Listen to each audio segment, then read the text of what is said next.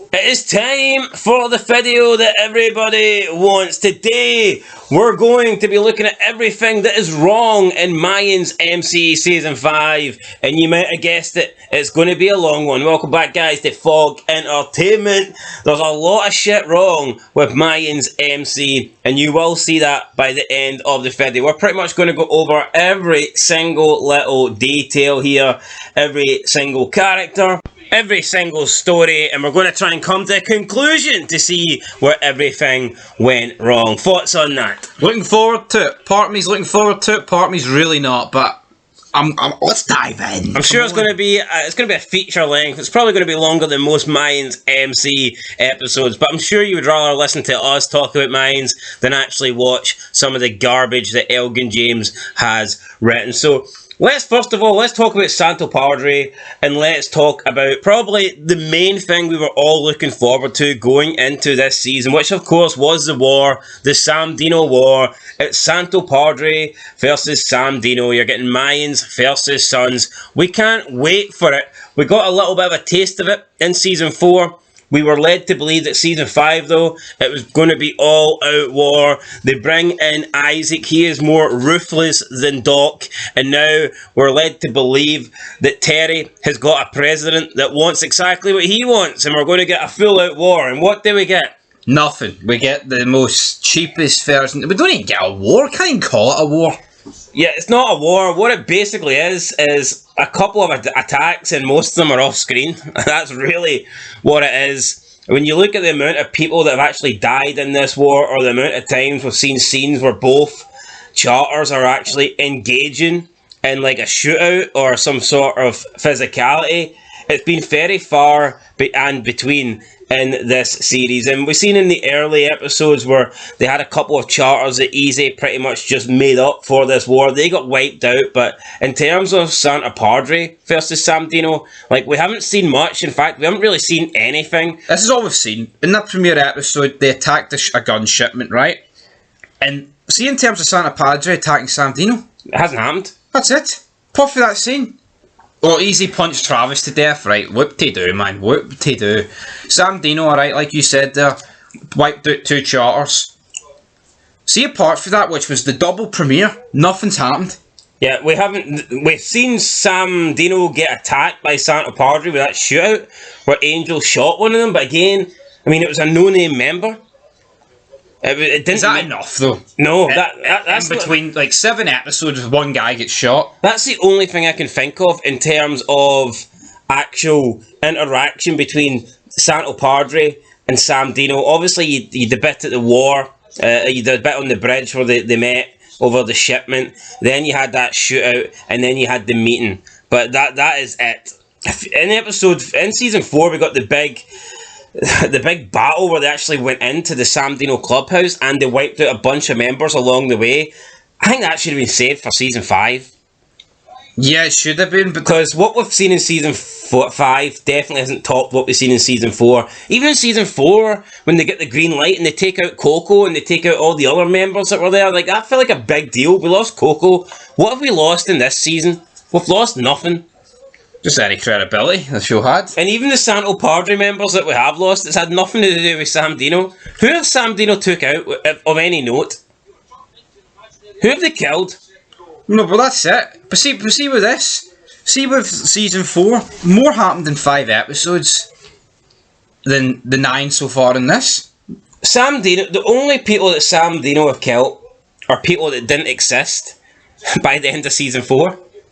They killed Smiley. He was a Yuma guy. Remember him? Aye, where did they kill him? Off screen. Aye, off screen. That seems to be Elgin James's baby. Off screen. Like, could you imagine if Sons of Anarchy, all the kills happened off screen? You know what? Jax actually kills Clay, but we don't get to see it. We just have to assume it happened because it was off screen. Opie gets his head bashed in, but you know what? They don't show us it. It was off screen. The prison doesn't do cameras. You know what? We've seen Jax ride off on his bike. We don't know if he crashed into a big fucking truck because it was off screen. No, but see, that's excuse, so... It's cheap. It's just so not to show anything off screen, Who wants to see off-screen shit? It's minor stuff that happens off-screen. This is supposed to be a war. They should be showing us the deaths on screen. No, but the thing is with this show, I mean, we're going to touch into a lot of filler. How can stuff that literally doesn't mean anything, like minor characters getting met up by their ex-boyfriend, does that trump Sam Dino killing, like, a Yuma Sergeant at Arms? Definitely not. I mean, this guy was Sergeant at Arms. I just can't imagine Tig dying off screen in SOA. I mean, come on. Come on, man. Anyway, let's move on. Sam Dino War. Will it get resolved in the finale? I don't think it matters what they do. There's already been that much of a letdown. They could pretty much dedicate the entire final episode of the series to an all-out war between Sam Dino and Santa Padre. It's not going to be enough to save it. Yeah, even if we think this episode is the greatest across both universes, it doesn't change the fact the season's been horrendous. Yeah, it doesn't change the fact the war's been a major letdown. So we will see what happens in the finale. Let's move on though to the pipeline. Yes, the Santo Padre pipeline. Easy made a big deal out of the pipeline. The pipeline was crucial for Santo Padre. He was basically willing to sacrifice whatever it took to get the pipeline. We see him meeting with Cole. He came up with some sort of conclusion that he wasn't going to replace Cole. He was going to replace the cartel. They were going to become the pipeline or whatever. And then we see them get the pipeline up and running. But we know now that apparently it's all gone up in smoke, literally with the flames at the Broken Saints' yard or whatever it is they stay, their trailer park, whatever. So now the pipeline is gone. So what are Santo Padre going to do? It doesn't make sense. Going into the final episode, we're supposed to believe they've got everybody on side. But how can they have everybody on side when this pipeline no longer exists? Exactly. I don't understand any of this, right? We see multiple moves in this season where Miguel went to Angel. He said, you've got to tell your brother to back off. We then see like a bit of aftermath in that in terms of Soledad task Adelita with killing Easy, right? And that's the problem. Adelita's been dead for a few episodes now, so therefore it's been a few days, and there's been no follow-up to that. And that's the bigger problem. We've talked about, why can't they get Tig or Chibs for the whole Happy thing? They can't even get characters that are consistently on the show to appear in storylines. So what good's it going to be getting people outside of the fucking show? I agreed. I think we've got two big problems with the pipeline. First of all, right, yeah, the whole reason Easy wanted it in the first place was because he believed it would be crucial to winning the war against Sons of Anarchy. He believed that they needed the pipeline to beat Sam Dino. Well, they got the pipeline, but now they no longer have it because they lost it.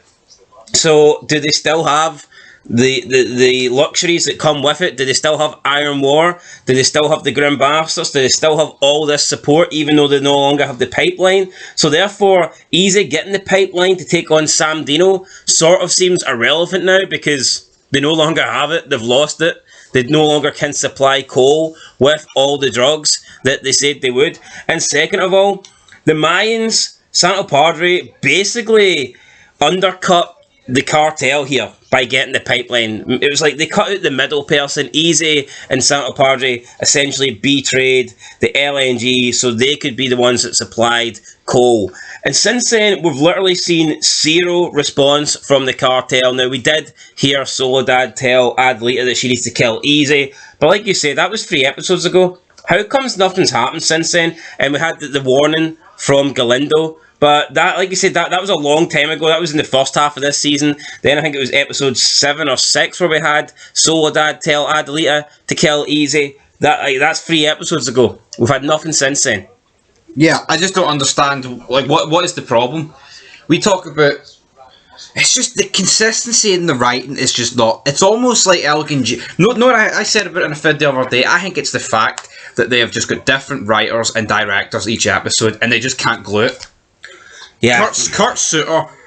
I know, right? There was different writers and Sons, but he would have had his eye on everything, man. He didn't even allow improvisation, and that's what it is. See the fact you've got different directors and different writers. No wonder it doesn't feel connected because certain writers are going to forget about things they did.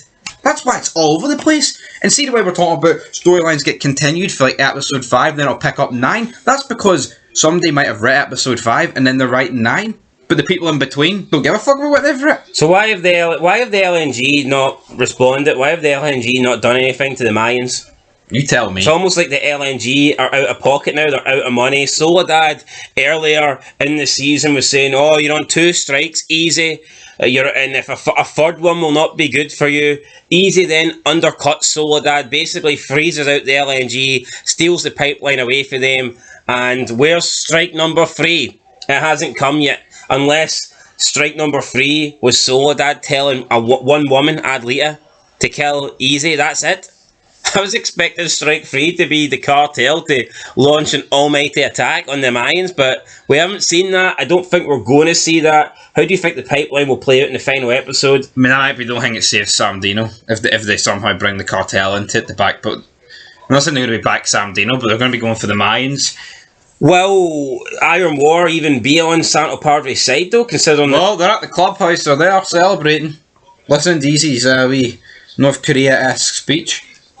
We'll see what happens with the pipeline. For me, it was a dumb storyline. The whole point of the pipeline was that Easy believed they needed it to try and take out Sam Dino. I would have just rather this storyline get wiped out and we can just focus on Sam Dino versus Santo Padre. I don't think we need all these other charters and shit. If he wants to set up a pipeline, fair enough, but why did it take up priority for the season? It actually took priority over the war. Doesn't make a lot of sense. See in Sons, see when they were beefing with a crew, did setting up a deal trump the actual main storyline of the season? No, not even Guns trumped it. See when they couldn't get the guns off the Irish in season 2 and they were thinking about doing it through the Chinese? Did they make the storyline getting guns through the Chinese, or was it still focusing on loan?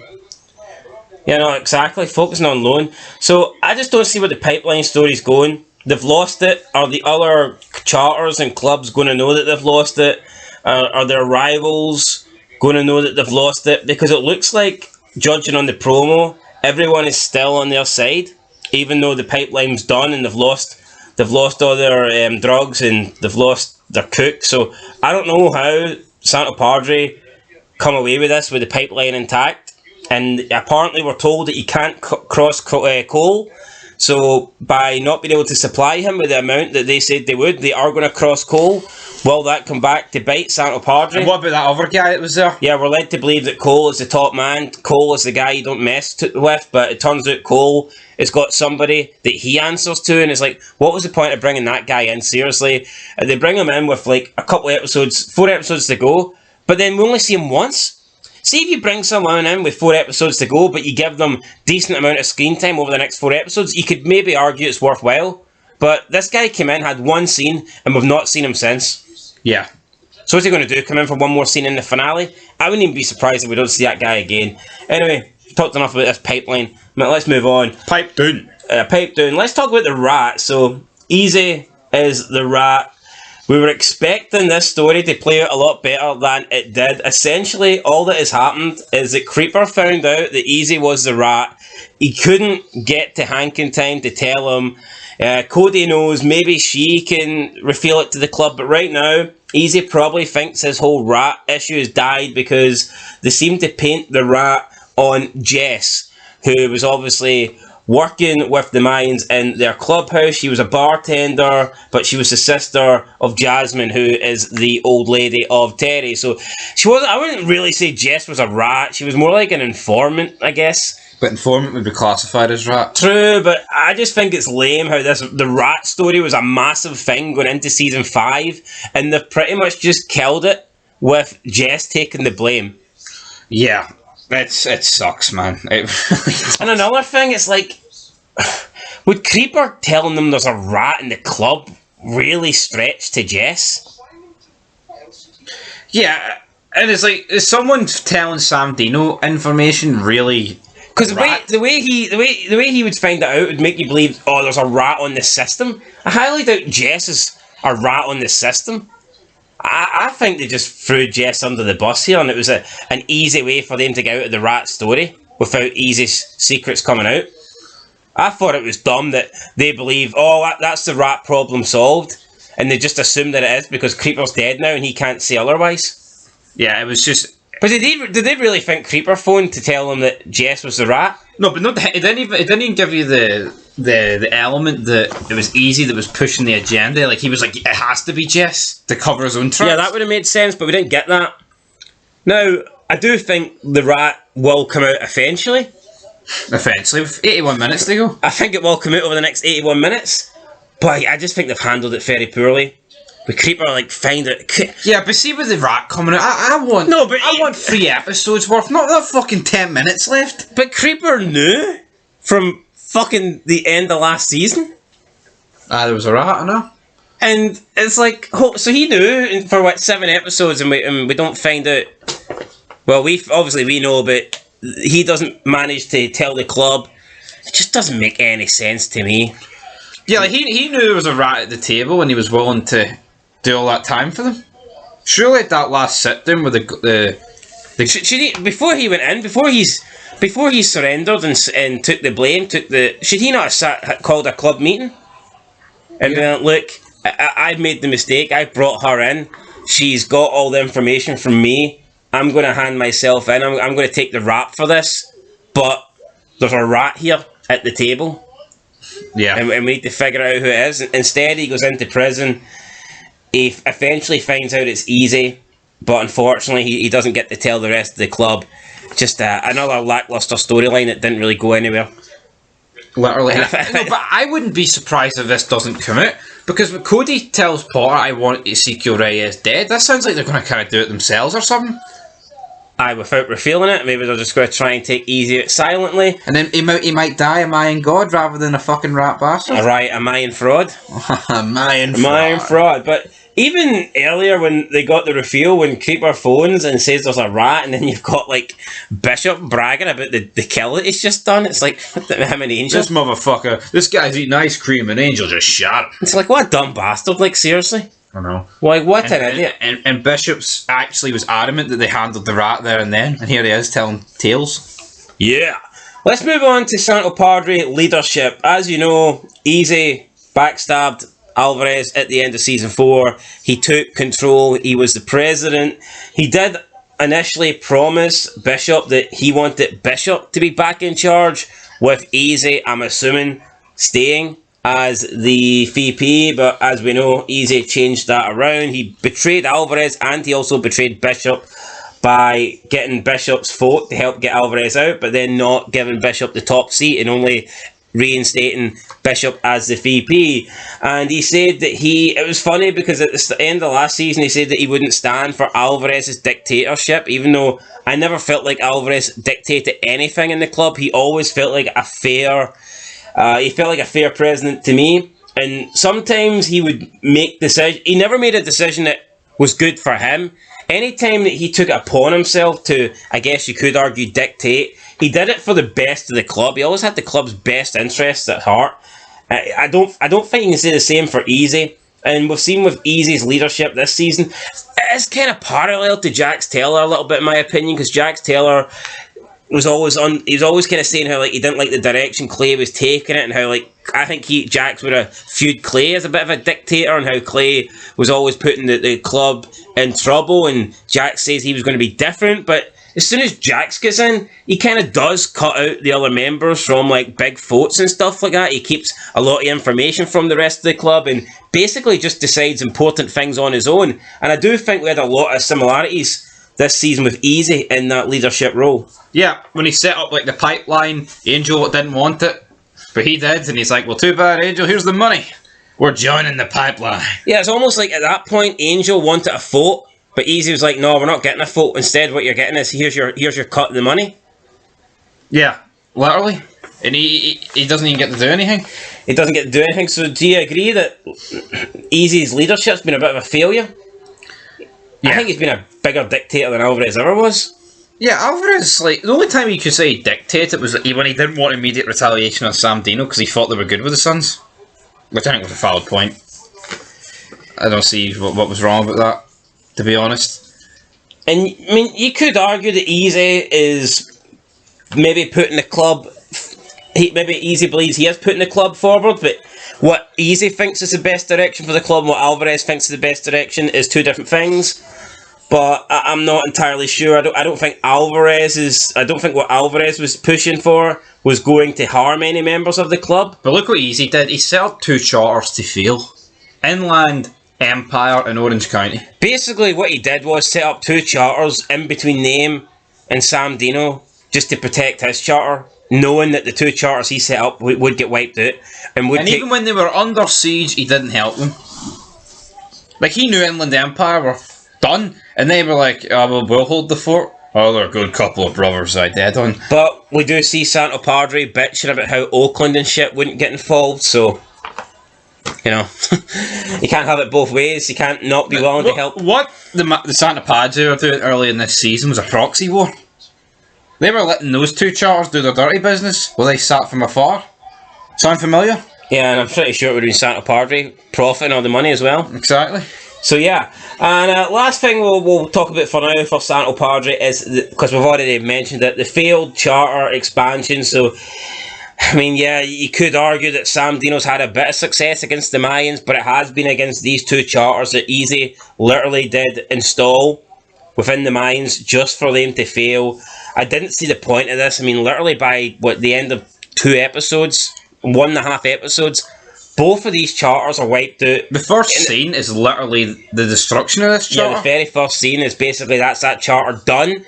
And then I think it's like halfway through episode 2, we see the other one fall. No, it's mad though. This season started with like Isaac killing a guy, pissing on him. Then the Mayans discussing like war, and then you had like the whole highway takedown. You're thinking, gee, this season's going to be balls to the wall action, war. And then it went. It was almost like they just installed these two charters so that we didn't get to see any Sam Dino versus Santo Padre. Like, yeah, but that works if it dragged out for like 7 episodes. Like you said, it ended in like an episode and a half. Yeah, it's like they knew they had to give us like some form of war, some form of action, but they didn't want any Santo Padre members to die, and I guess they don't want any Sam Dino members to die either, so they thought, you know what, let's just set up these two charters and we'll wipe them out, and it doesn't really matter because we didn't waste any time, we didn't invest any time introducing them, building them. Hell, you don't even know their fucking names. Yeah, I mean, the Wolverine and Hector. Alright, but what about the first one that got wiped out in the opening scene? Orange County, baby. Had any names? Orange. The guy that got pissed on? Orange. Does he have a name? County. I don't know. Orange Bounty. We'll just call him the guy that got pissed on. Pishy Pants. Aye. Pishy Coop. Anyway, that's 20 minutes talking about Santo Padre. Let's move on to Big Easy Reyes. And first of all, we will discuss his relationship with Sophia, which I think is an entire waste of time. Sophia just seems to blend into the background. It's like, whatever, she doesn't really cause any problems or any issues for Easy. Now, you can argue that is technically a good old lady, that she just follows him and is by his side and does whatever he asks and does whatever he needs. But it doesn't make for good television. It doesn't make for good storylines.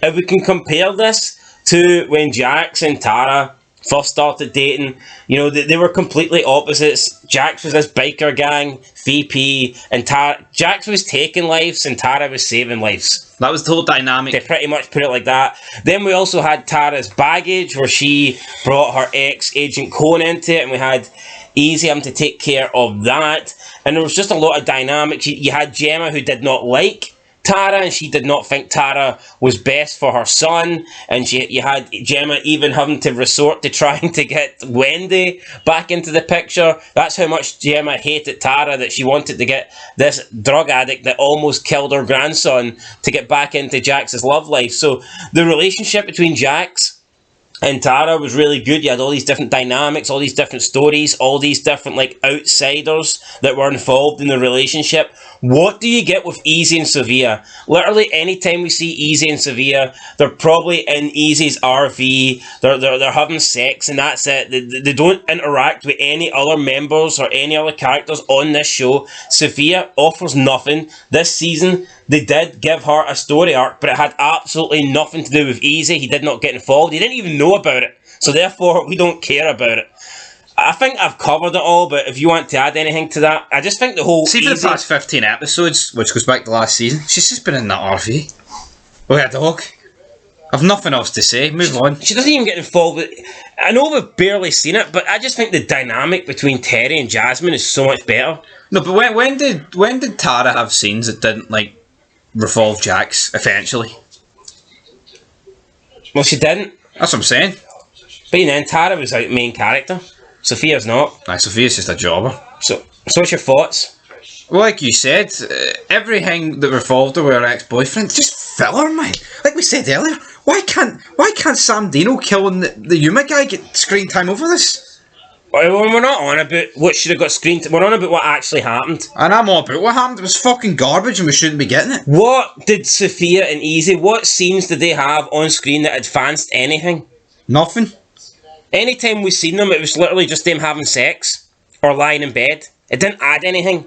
I don't think there was any scene that these two had that I feel, it was really necessary that we seen that, or else the show wouldn't be heading in the right direction. Even the scene when Lobo OD'd and she was like getting a bit of PTSD, who cares? Easy doesn't even care, so why should we care? Easy's just sitting there like, I think we should probably get the drugs off the property at this point.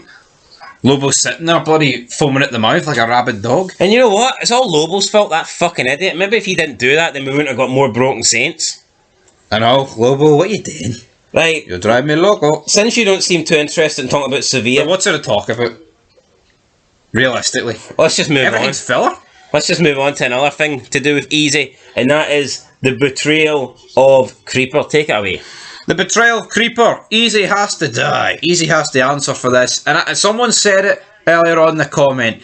The fact that Smokey knew that Easy was a rat, how's it not spread like wildfire? If Smokey knows, like, isn't he going to tell other people in prison? Then he tells somebody, they tell somebody, and before you know it, everybody knows. And then I'm sure there's Mayans inside that find out. I'm sure there's Sons inside that find out.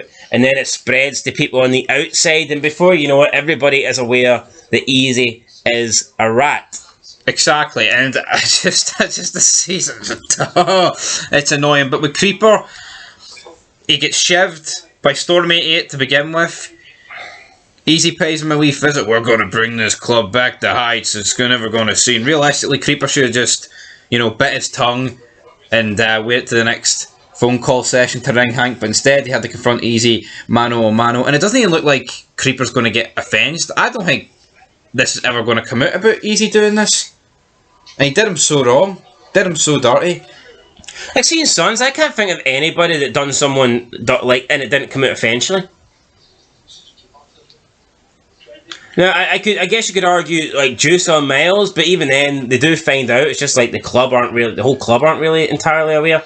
Yeah. So maybe Miles doesn't really get the redemption that he deserved. But nah, I don't know if we're going to find out the truth here. What happened to Creeper?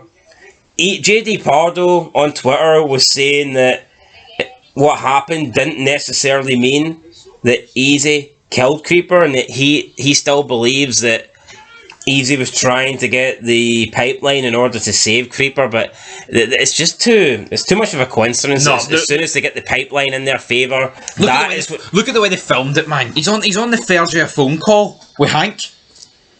Yeah, he just released pipeline in place. Why would they purposely make it look like that Easy set it up? Oh, but there's a different thing. That's just JD Pardo talking pish. Even Easy's face when he sees Hank on the phone, he's like really paranoid. He's nervous that Hank could at any second get the information.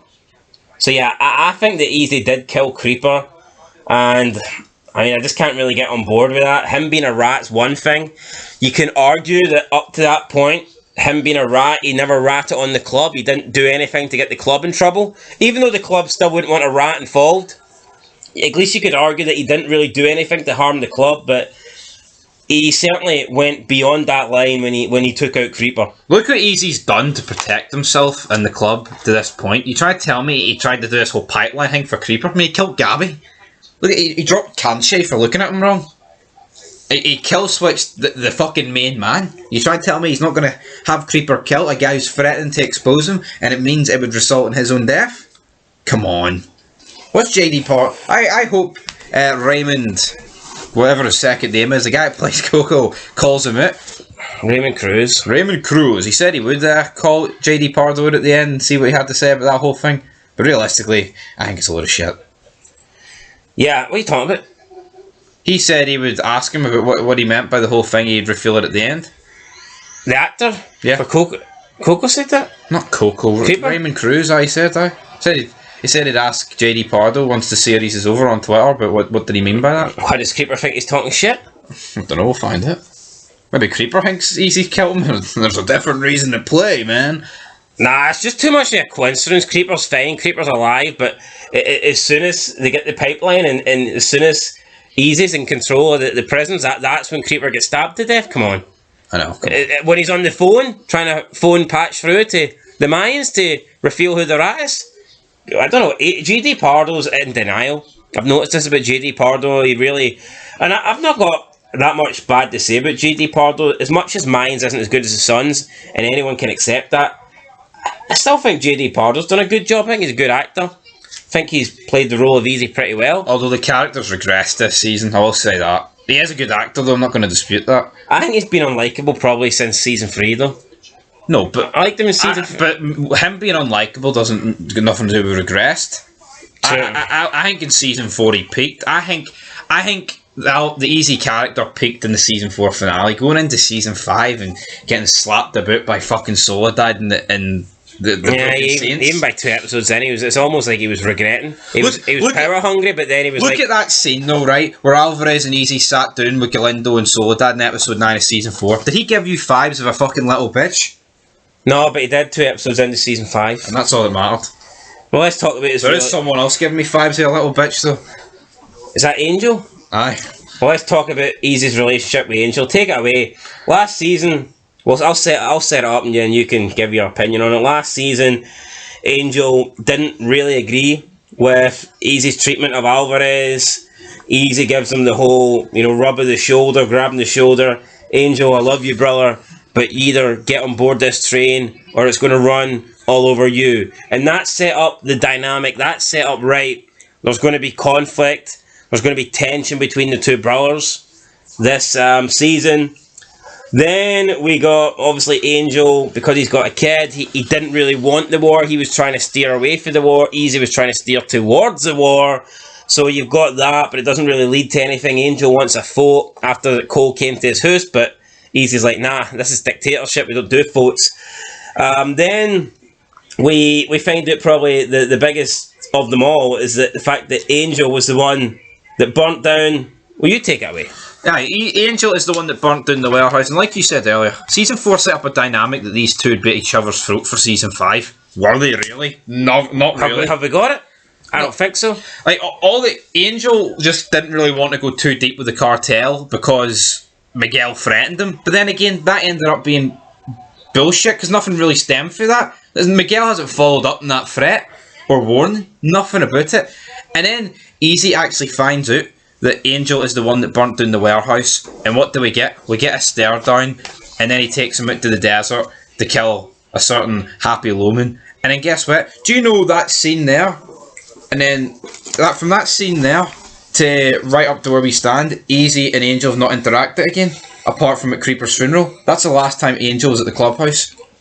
That is a disgrace. I can understand, right? Easy gets information on Happy, and he wants to kill Happy on the anniversary of their dead mother. I can get that. I'm not saying that doesn't make sense. But what doesn't make sense, Easy hasn't even fucking called out Angel on him burning down the heroin. And at the start of the season, Easy says, whoever burnt down that heroin effectively tried to kill every single one of us in this room. Yet, he hasn't even taken up with Angel. I'm not saying Easy should rat him out. I'm not saying Easy should kill him. But to not even have a confrontation... Last season, he literally threatened him, saying that, here, get on this train or I'm going to run you over. Then Angel did ask him, was that a threat? And then after Angel burns down the heroin, that is it. There's nothing. There's a bit of tension in the episode where they kill Happy, but they literally only did that to try and fool us into believing that Easy was going to kill Angel. But that was never his intention. His intention was to kill Happy and for the two of them to do it. So why have we not seen anything between Easy and Angel since then? I do not know why. And see what Angel, episode 7, right? He's a stay-at-home dad looking for medicine. Episode 8, he's kind of wondering where Adelaide is. And then episode 9, he goes out for a burger. That's what Angel did in the last 3 episodes. That is fucking terrible. That is terrible. No, you probably think, no, that must be wrong. It's actually right. No, I think Easy should have pulled Angel aside. Like, I know you burnt down the heroin, but you know what? We've set up this pipeline, so everything's alright. But if you ever betray me again... I think, yeah, if you ever betray me again, blah, blah, blah. But I think he should say, I want your cut and I want you gone. If you want out, then I'll let you out. But don't ever think you can come back because you burnt it. No, I mean, you burnt it down. You burnt that bridge, literally, you know, so... But we didn't think that would work, though. I think him saying the fact that they've set this new pipeline up, it's kind of like nothing's really happened, but obviously it has. I just can't believe that Easy's not confronted Angel over the whole burning down of the heroin warehouse. And I can't believe Angel went and stupidly confessed it to Sophia in the first place. But yeah, no, for me, I think Easy should have took his cut. Yeah, and if you look at episode 10's promo, they're meeting on the bridge, but it just looks like they're going to discuss Angel leaving. It doesn't come across as Easy's like, right, for 3 strikes and you're out, Angel. The third strikes don't happen. The third strikes are empty threats. But we're talking a lot about Angel, and that is where we're actually moving on to next. So let's talk a little bit more about Angel, and we're on the topic of him potentially leaving the club in the final episode. So let's talk about that. Why didn't he leave the club earlier? It's obvious in season 5 he didn't want part of this. I'm not saying he didn't want to be in the club, but he didn't want to be in the club with the direction it was leaning towards. He has just had a kid. He's got a family now. He doesn't want war against Sam Dino. He doesn't want to get involved with cartel. He doesn't want to do anything that is dangerous and is likely to kill him or bring bad shit to his doorstep, especially with his young son. Which makes you wonder, why didn't Angel just man up and leave the club, especially with the advice he's been getting from Felipe. Felipe's like, you can't follow my footsteps, your son needs you, bring your son up, don't do what I did, don't make the same mistakes that I did.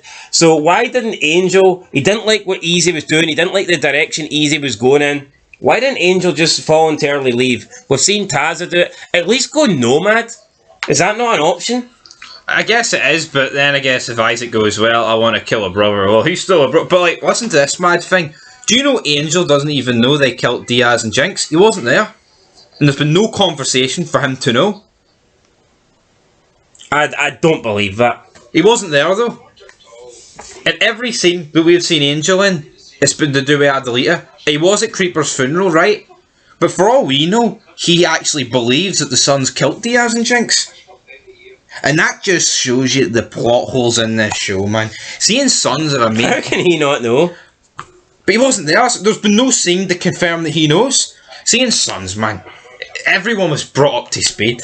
Like, there would have been a scene, like, if someone goes in the chapel, Tig would say, oh, I've brought Juice up to speed. Or I've brought Happy up to speed. In this show... You've got Angel giving Maverick baby formula. Yeah, no one gets brought up to speed. And they're at war, man. And Angel's sitting at home. That's what I'm saying. He's already... We heard it in Sons. You can't do this half in, half out. How many times did we hear that? Yeah, and he's like... He's 9-10. Whether it be regarding members or whether it be regarding old ladies, we were told, look, you have to be in or out. Angel, at this point, is pretty much out, but he's still wearing a cut. He's still wearing the patch. Even in the episode where they killed Happy, they kind of alluded to it. It's like, Easy's like, don't bring your patch.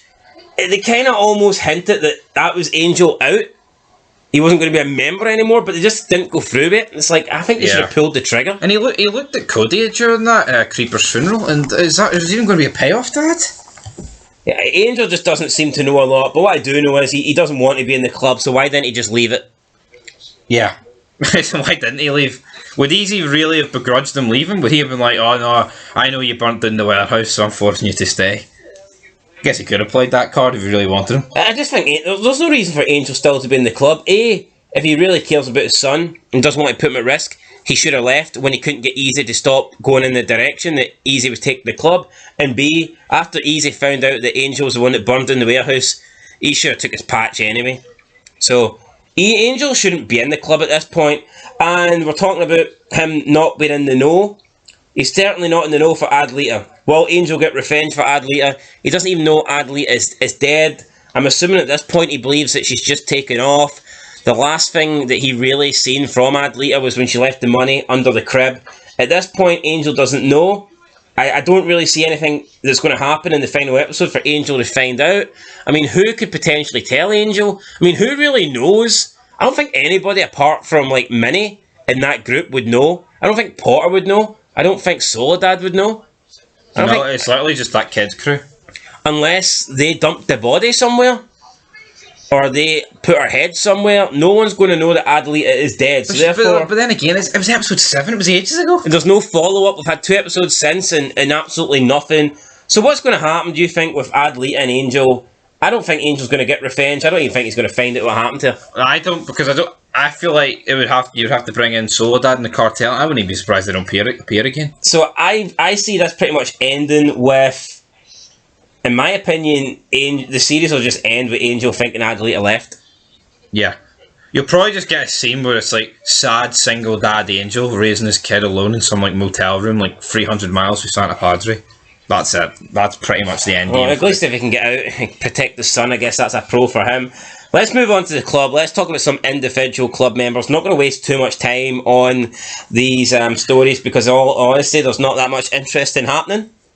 But pretty much everybody in the club has got something going on, so some sort of side hustle. So we'll mention it. Bishop has done absolutely nothing this season. We always see his character, Mike Warby, complaining, and rightfully so. They have done Bishop dirty this season. I think this has been Bishop's worst season by far. Yeah, it has been. I wasn't there behind the scenes, right? But see this complaining on Twitter. Could you not complain during the Yeah, why don't you man up and be fucking heard during when it's actually happening? And when you read the script and you go, no, I don't like this. I think the actor and the character come across as like the same person. He just comes across as bitchy, doesn't he? In this season, like just burying easy. Just sitting there depressed, drinking. Bitchy in the season and bitchy on Twitter. I don't blame the actor, right? I really don't. I think there is an element of unprofessionalism about it. Because at the same time, I feel like why not call it out during the show? Yeah, it's too late to call it out now and everything's wrapped up. I mean, Sons was near enough perfect. I can't really recall an actor calling it out. But realistically, even when a show's bad, when do you recall like an actor burying something like while it's on? I swear to God, guys, you can go on Twitter right now and just tweet Mike Warby and tag him in it and say something negative about his character on the show and he'll agree with you. He'll like your tweet. He won't get defensive like JD Pardo and be like, oh no, he's better than JT or Jax Taylor. He won't block you like, I don't know, like a Hope or something and say, what do you mean I'm not a relevant character? You go on and you bury his character and he'll retweet you and he'll agree and he'll go, yeah, I have no idea why this happened. You should ask the writers. That's what he will tell you. His storyline, so he gets involved. Last season we seen him go on a date or whatever with this old grandma. He got invited to the dinner. I mean, she wasn't old grandma, but she was a grandma technically. 48 or so. But still pretty young for a grandma. Younger than the average grandma. Yeah. She was probably around his age. Let's be honest. It's not like she was a lot older than him. Even if she was a bit older than him, it's not by much. So... She was taller than him? Well, most people are. They're basically just dating... But we've seen last season as well that Bishop had a little bit of a thing for Trini. Trini and Bishop rekindle that this season. Bishop's new grandma walks in, sees him, basically gives up on him. It's like, yeah, why did I let myself get fooled? Yeah, we both deserve this because she was dumb enough to fall for it. She walks out, and that's pretty much all we've seen for Bishop. Since then, he's just been in a mood, depressed. So he like us watching it. He gets with the grandma, he sleeps with Trini, she catches him in the act, she leaves, and then we don't see Bishop go after her, we don't get any other scenes, he doesn't go to her house, he doesn't go to the laundrette or whatever where he first met her, or where they bumped into each other casually. Instead of trying to win her back, he just gives up and mopes about the clubhouse. That's it. I'm actually missing anything, or is that not what's happening? There was only a clip with him and Trini just played the guitar. I think it was episode 6. That's all Bishop did. Yeah, so, absolute garbage. Let's move on to Hank. Hank and his mother. That is the main thing we've got going on from Hank's perspective. He's having to move his mother into a care home because she needs help. He's trying to sell his mother's house. He bumped into Nails. They didn't really have a relationship in season 3, but I guess because Nails no longer has Angel as an option, she's a little bit more into Hank. I don't even think we'll see the return of Nails. I don't even think she's into Hank. It just seems like a friendly sort of thing going on here. I think Hank's entire story with his mum has been a waste of time. We don't fucking care about his mum. I think we've seen his mum in season 3, but it's not like his mum has been like a reoccurring character throughout the series. See, if she was actually involved maybe in a couple of scenes in each season, maybe you'd care a little bit about this. You'd find it sad. But she's pretty much a stranger at this point. Yeah. Minus one scene in season 3. She's a stranger in season 5. Why don't you bring that sweet lady over, Hanky? So who cares about Hank's mother? Not me, not you, not anybody. And what is this resolved? Him trying to get his mother into a care home and sell the house? And see the fact he's still using the walking stick? For fuck's sake, man. Come on, play the game. How many times Creeper got shot in the season 4 premiere? He fucking walked off. Creeper's a fucking boss. So what do you think Hank's mother story, how's that going to end up? Where's the end game? She'll probably just die. And that's it? Well, no, she'll probably just die. See if that takes up time in the finale, man. I'll die. Do you think it will? I personally don't. No. I think it's done. I think it was just a case of here he's checked his mother in. Speaking of stories that are done, let's move on. Honestly, I think Hank's one of the most unlikable. What the fuck's likeable about him? I think he is the worst member of the Mayans. I'd put him behind Riz. See when like he puts that wee angry face on where his eyes just go like really like, you know, black in the pupil and his nose points. Well, there's nothing about him. I can't say what I dislike and I can't say what I like. We're talking about Michael Irby coming across as bitchy. Hank will literally block anybody. You say something Frankie negative. loyal? He's a big fucking bitch. He's not very loyal, is he? As soon as you say anything negative to him, Who's up next? Hit me with it. Gilly, they did introduce Gilly, Paul, Ray and her son, the guy that pisses the bed, last season. This season, she moves in with Gilly. Gilly starts, I believe, sleeping with Paul's wife. He says he didn't, though. We get a few scenes with Paul. It leads to that brawl. Eventually, there is the big reveal that Gilly is the father, and that Ray wants Gilly to make a choice between his son and his club, which, of course, is probably an easy choice for Gilly because he's never been a father to this kid for what? 8 years, 9 years? What age is this kid? 11 years? Yeah. It's like, why is he all of a sudden going to give up the club now? It's not like this is breaking news to Gilly. He's new? It's not like he just found out, oh, you're the father, and he's like, oh, I need to change my ways now. The worst thing about this is, though, it's like, Punk comes back this season in episode 4, and then comes back in episode 8. Where's the continuity?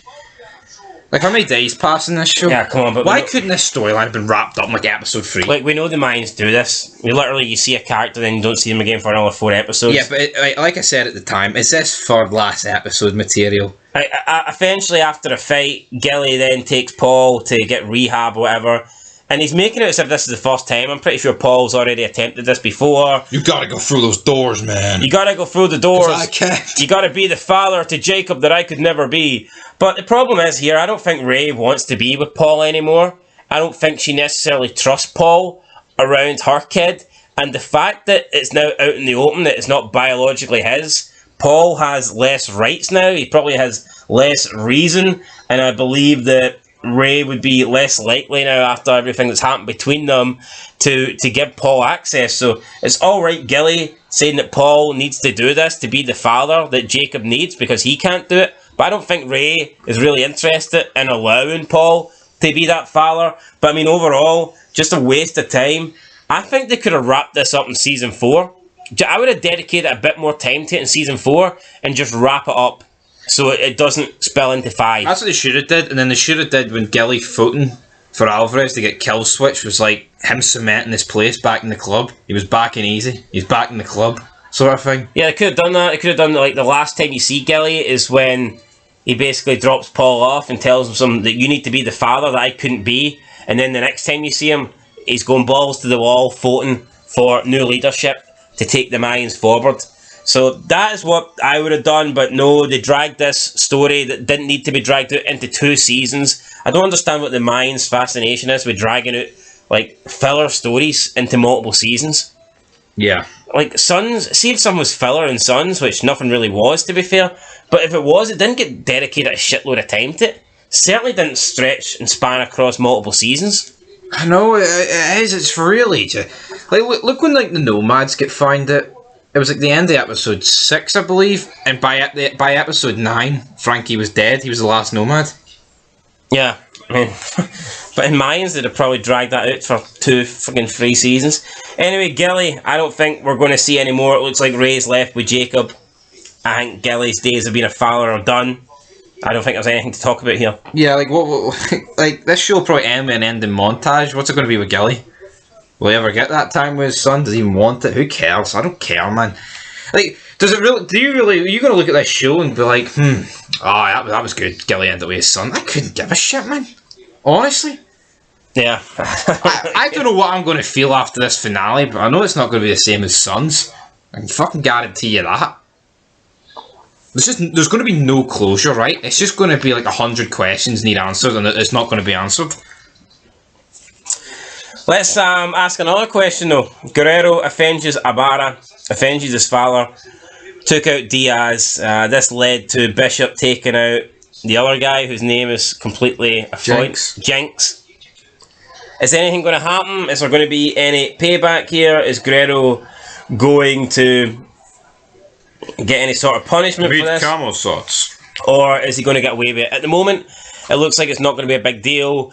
We've seen a really lame attempt from Alvarez, which we'll talk more later on in this video, but it looks like that Diaz has essentially been killed by Guerrero here, and Guerrero's getting away with it. No, I don't think it's going to come out, because I think if it comes out, you've pretty much got to condemn the whole charter. Let's be real, if say Oakland condemned Guerrero, then he's just probably going to job out Santa Padre, but he's covered up and Bishop killed Jinx. Could that be how Santa Padre get wiped out the face of the earth, though? Do you think they wipe out Sam Dino, and then you think you're going to get a happy ending? Then it comes out about that Santa Padre get wiped out by their own. Oakland return as the mother charter. I don't see how Santa Padre can finish this series allowed to be a club after everything they've done.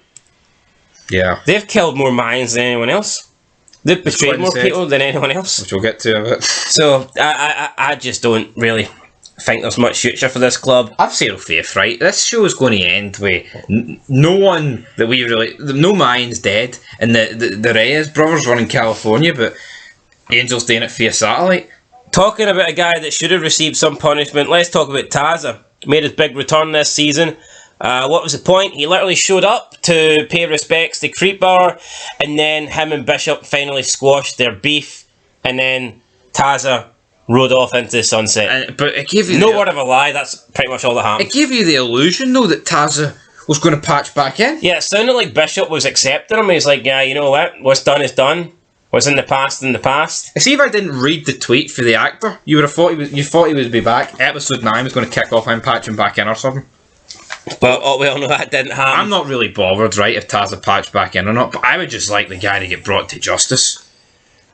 I mean, he does deserve to get brought to justice, but I guess Bishop's just going to take that to his grave. Look, the gay thing doesn't bother me, right? Him being gay, I can accept Bishop just being like, well, you know what? I don't really agree with that rule. If you want to be gay, then be gay. That's fine. But it's the killing Riz. It's the killing Riz that gets to me. It just goes to show you that this club is so corrupt. Like in Sons, killing a member, that was you done. Like when Packer says to Jax, you know what this means, Jackson. And it's like Jackson. This is straight out and out murder. It's like when Jax says to Juice, I think you know what killing another member gets you. Yeah, this mayhem fault has to land. But in the Mayans, you can kill pretty much whoever you want. And you get away with it. That's what's going to happen. There's no repercussions, there's no nothing. I don't think... Which again, just points back to Guerrero's logic. Like, well, he kills Ibarra. Oh, because... No, he kills Diaz because he killed Ibarra. Look how hypocritical is it, man? And then you've just got them all killing each other. And it's Santa Padre doing it all. But what I don't understand is, right, Taza left towards the end of Season 4. He came back for this one scene in Season 5. If they weren't going to use Taza, if he wasn't going to play a role in Season 5... then why not just have him get brought to justice in Season 4? Why not have them find out? Even if they don't kill him, why not just strip him of his patch? We gotta make the gay guy have a happy ending. No, seriously, like, if they're not going to use... No, but did you not think that he was going to return in a nomad capacity? See, when they're going to war, did you not think we'd see more Taza in Season 5? Well, see, I think they literally just made up a nomad charter for the Mayans, just for him. You didn't think you didn't think he was going to return? I thought he would have, but as the episodes went on this season, it just looked more likely. So the fact that he didn't, why didn't they just write him off? Yeah, could have been a big death.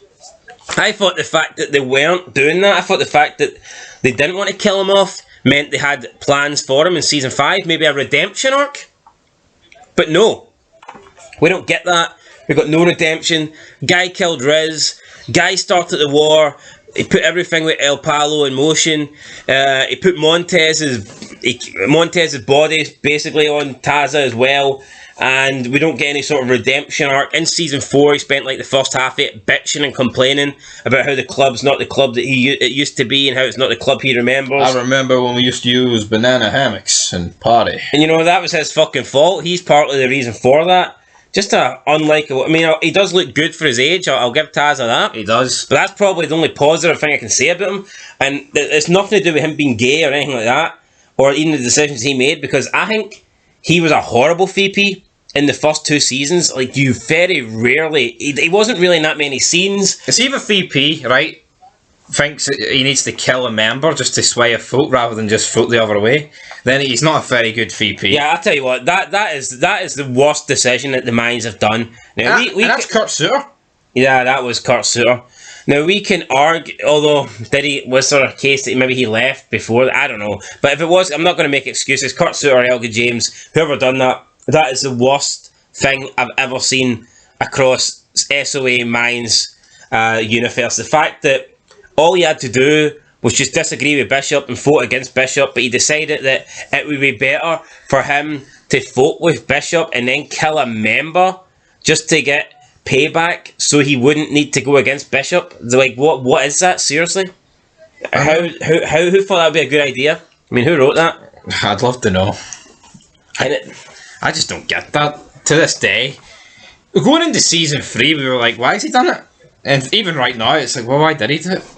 See, up until the part though where he turns on Riz and he kills Riz, like, can you really name like one line or one scene? It's like anytime Taza he never really commanded any scenes. Like, I mean, there's people's got a presence in Sons when they're on camera, you can't help but notice them. For me, with the Mayans, it's like in the first couple of seasons, everyone just blends into the background. They're all Miguel's weapons. No one really has like individual character. They're all just guys that are a part of a club. Yeah.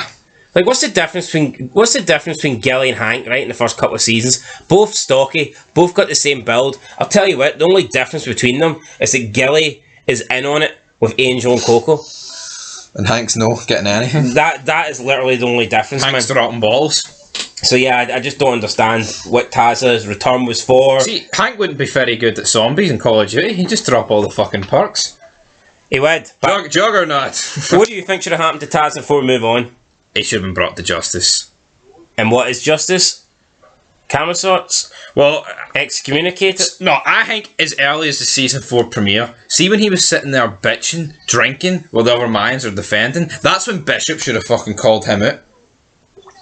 Do you not think his actions on that night alone, take away what happened with Riz, take away anything to do with Montez, El Palo, take all that shit away, the fact that they were under attack and there was people dying and they were trying to protect the clubhouse and he essentially gave up and wasn't trying to protect the clubhouse, should that not have got him kicked out? I know he lost his VP patch, but I mean, come on. I think a better scene would have been when he's sitting there drinking. Bishop's like, you know why this bastard's drinking? Because he killed fucking Riz because he's a homo. And then like, you've got like, and then like, obviously they think, oh fuck, what are we going to do? They're all outside. And you can just have fucking Bishop pick him up by the scruff. Send Taz out. No, throw him out the door. Throw him out the door. And then like, you've got all those Mayans on like unload on him. I would have done that.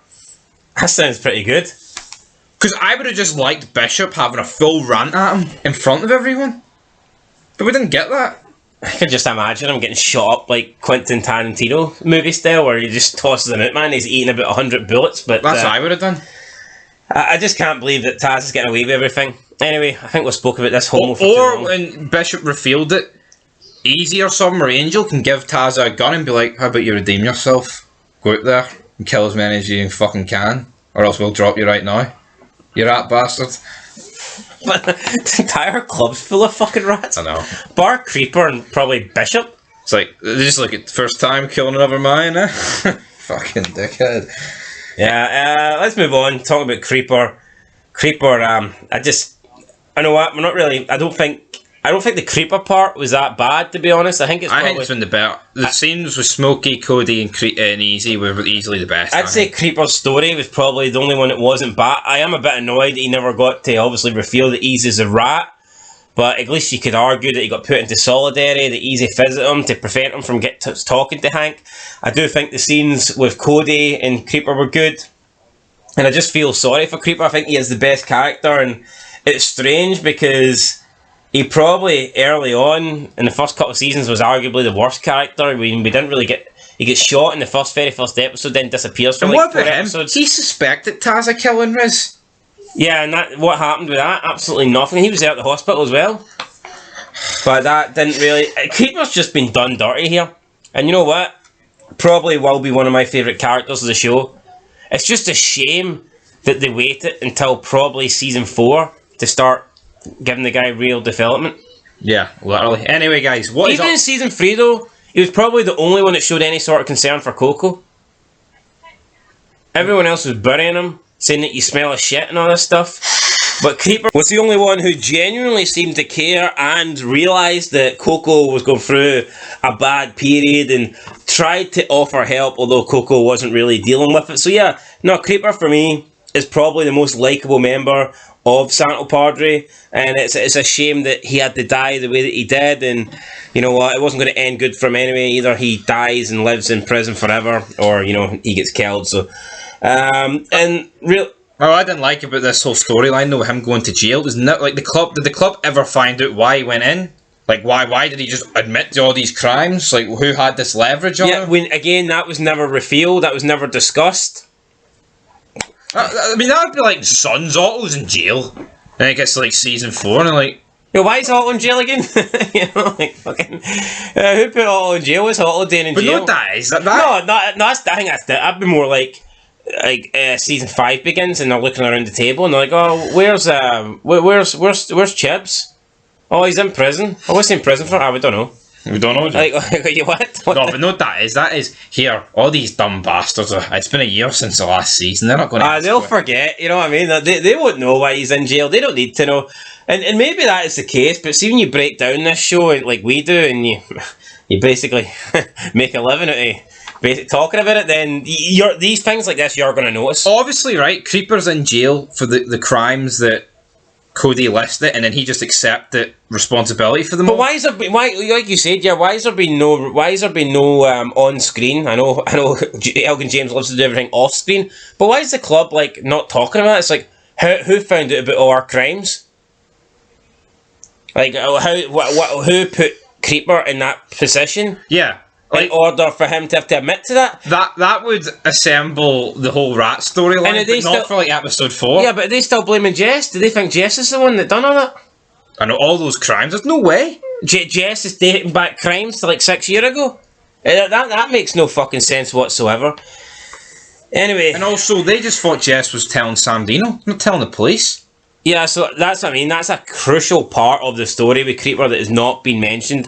Like the club, we've not even seen a scene. Like surely there should have been a sit down at the start of season 5 where they discuss Creeper being in prison and how he got there. Yeah, but no, Easy would rather talk about 2 fucking failed charters that he set up to basically get wiped out by Sam Dino. Preferably, though, they should have explained at the end of season 4 rather than like, here, there's a 4-month time skip, let's bring up why Creeper's in jail now. Yeah, it doesn't make any sense. Let's move on to the last member we're going to talk about in the club. That is Lobo. Look, I ain't got a lot of time to spend on Lobo. I don't really care about Lobo. I don't care about him. His fellow club members didn't care about him. For me, he was an unlikable character, a big dumb bastard, and I think the only reason he literally got patched in was so that they could have a Santo Padre member die pretty early in the season. But even then, he doesn't die via Sam Dino, he dies via drug overdose. Just a waste of a character, waste of a death, and waste of a patch over. Yo, fentanyl ain't a big thing here in the UK, but see in America, man, it's a massive deal. And for this guy just to lift the shutters up, take all the safety equipment out, he sees that they're clearly wearing hazmat suits, man, and he goes in, he starts fucking licking it. The guy deserved to die. No, but even if we look past him being so dumb, I just thought the story was garbage. Oh yeah, he was just brought in to. Yeah, because they weren't going to have a bishop look like this. No. Or a Hank. So they literally had to patch in Lobo, someone that we don't care about. Maybe we would have gave a damn if it was a character that we enjoyed. But you know they're not going to kill Angel off like this. Well, no wonder. They're not going to have Angel walk in and I would have hated it if actually no, I would have took Hank dying like this. No, but it's just a waste of time. The patch. He's got a bottle in one hand. He takes a sniff, and the bottle fucking goes. Like, could they not have done this way? Could they not have had another prospect? Or could they not have had a third prospect? Nestor could have died. I guess I wouldn't have complained. Nestor's still alive. What have they done with Nestor? I haven't got Nestor written down here, by the way. Haven't got him written down either. The prospects have done nothing. Nestor showed a bit of remorse for killing Jess, and Bottles had a relationship with the cook. Whoop-de-doo. And he also looked after Sally when Sophia was like, she's now dead, Bottles. I mean, Bottles has probably been one of the more likeable characters. That's probably the only thing I can say about him. As for Nestor, I mean, I was convinced that when he joined, he was originally spying for Galindo, especially with the look that they shared early on during the meet. I believe in episode, was it 2? Episode 1, 2. Yeah. So, I don't think that's the case anymore. I believe that Nestor... See, the problem with this is maybe they did plan to do something, but with this show, the writing's all over the place. You have no idea what's going on. See, in Sons and other shows, you can tell the direction. Yo, we will never know if that look meant something. I'm not saying it's a big deal, but there's so much like storylines that have begun in this show and just do not get finished. Well, that look was enough to get me to think that maybe it was Nestor that burnt down the drugs, but that didn't happen. Anyway, I think with that, guys, we've covered the entirety of the club. Unless there's anything you want to add before we move on from the Santo part of the club. The club, I actually cannot believe that no one's died. Has there been any like memorable quotes or good dialogue?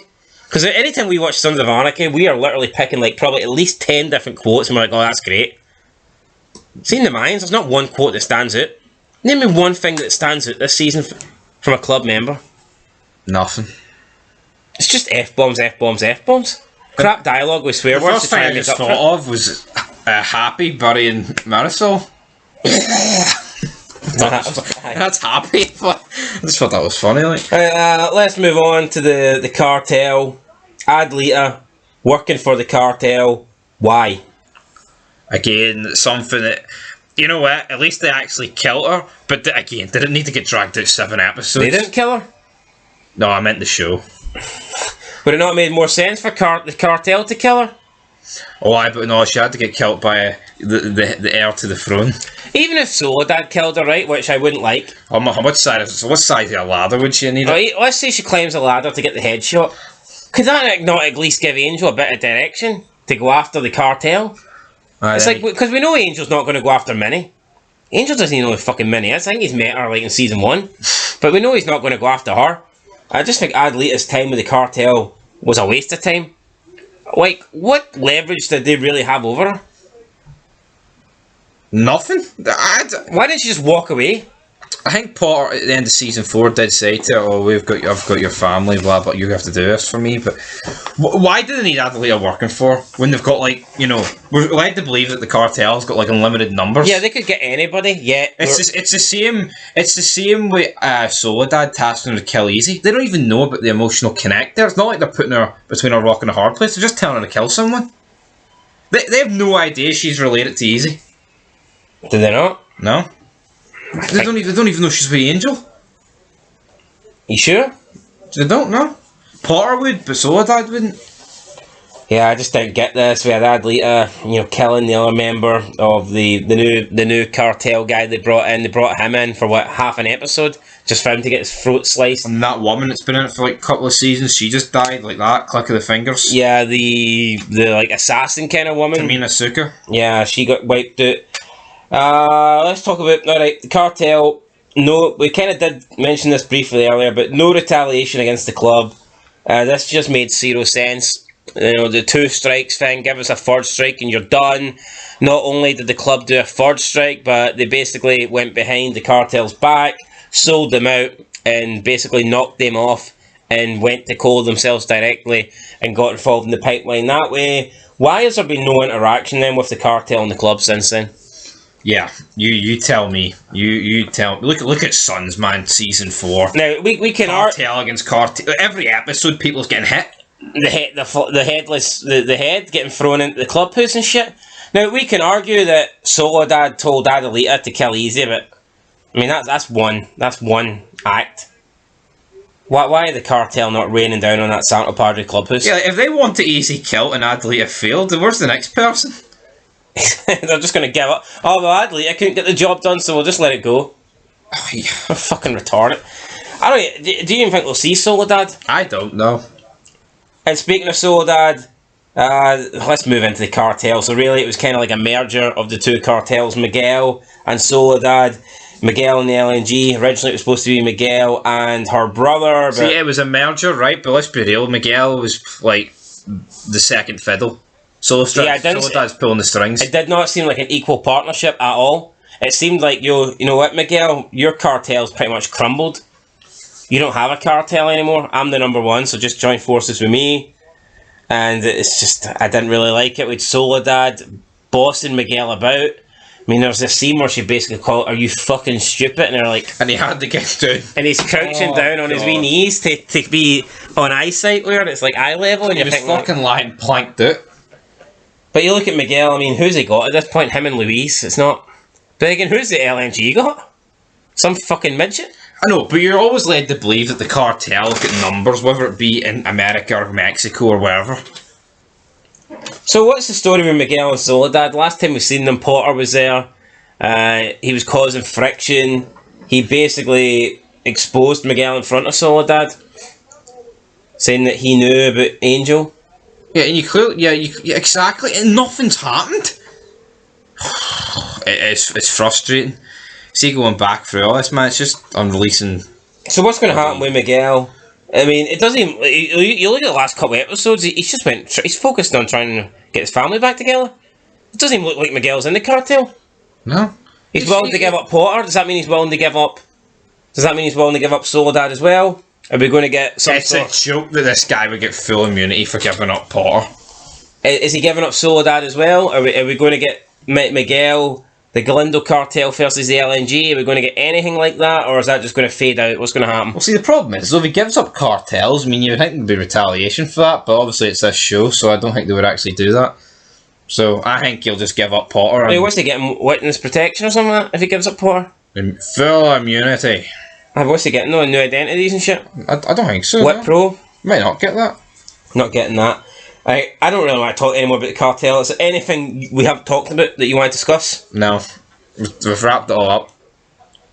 Right, let's move on. What I will say is that they've just butchered the cartels and Sons that had this like aura about them. Like the cartel you feared. In this, it's ran by a fucking midget. And before everyone goes, "Oh, it's believable, Junior, she can..." Nah, fuck off. See, I can accept a woman, right? I have no issues with that, honestly. But see if this was a man, it would be even worse. I just, yeah, definitely. Well, I don't think a man midget wouldn't make it this far, but. But like Miguel, like he's getting spoke down to a woman, so you can kind of understand that he's not like slapping her around. But you try to tell me this is a midget man, he's like fucking taking it for this guy. Hold on, Miguel's he slaps his wife around, so it doesn't make any. Oh, he can't touch Soledad because she's female. I don't think that really goes through Miguel's head. They've just made him a bitch.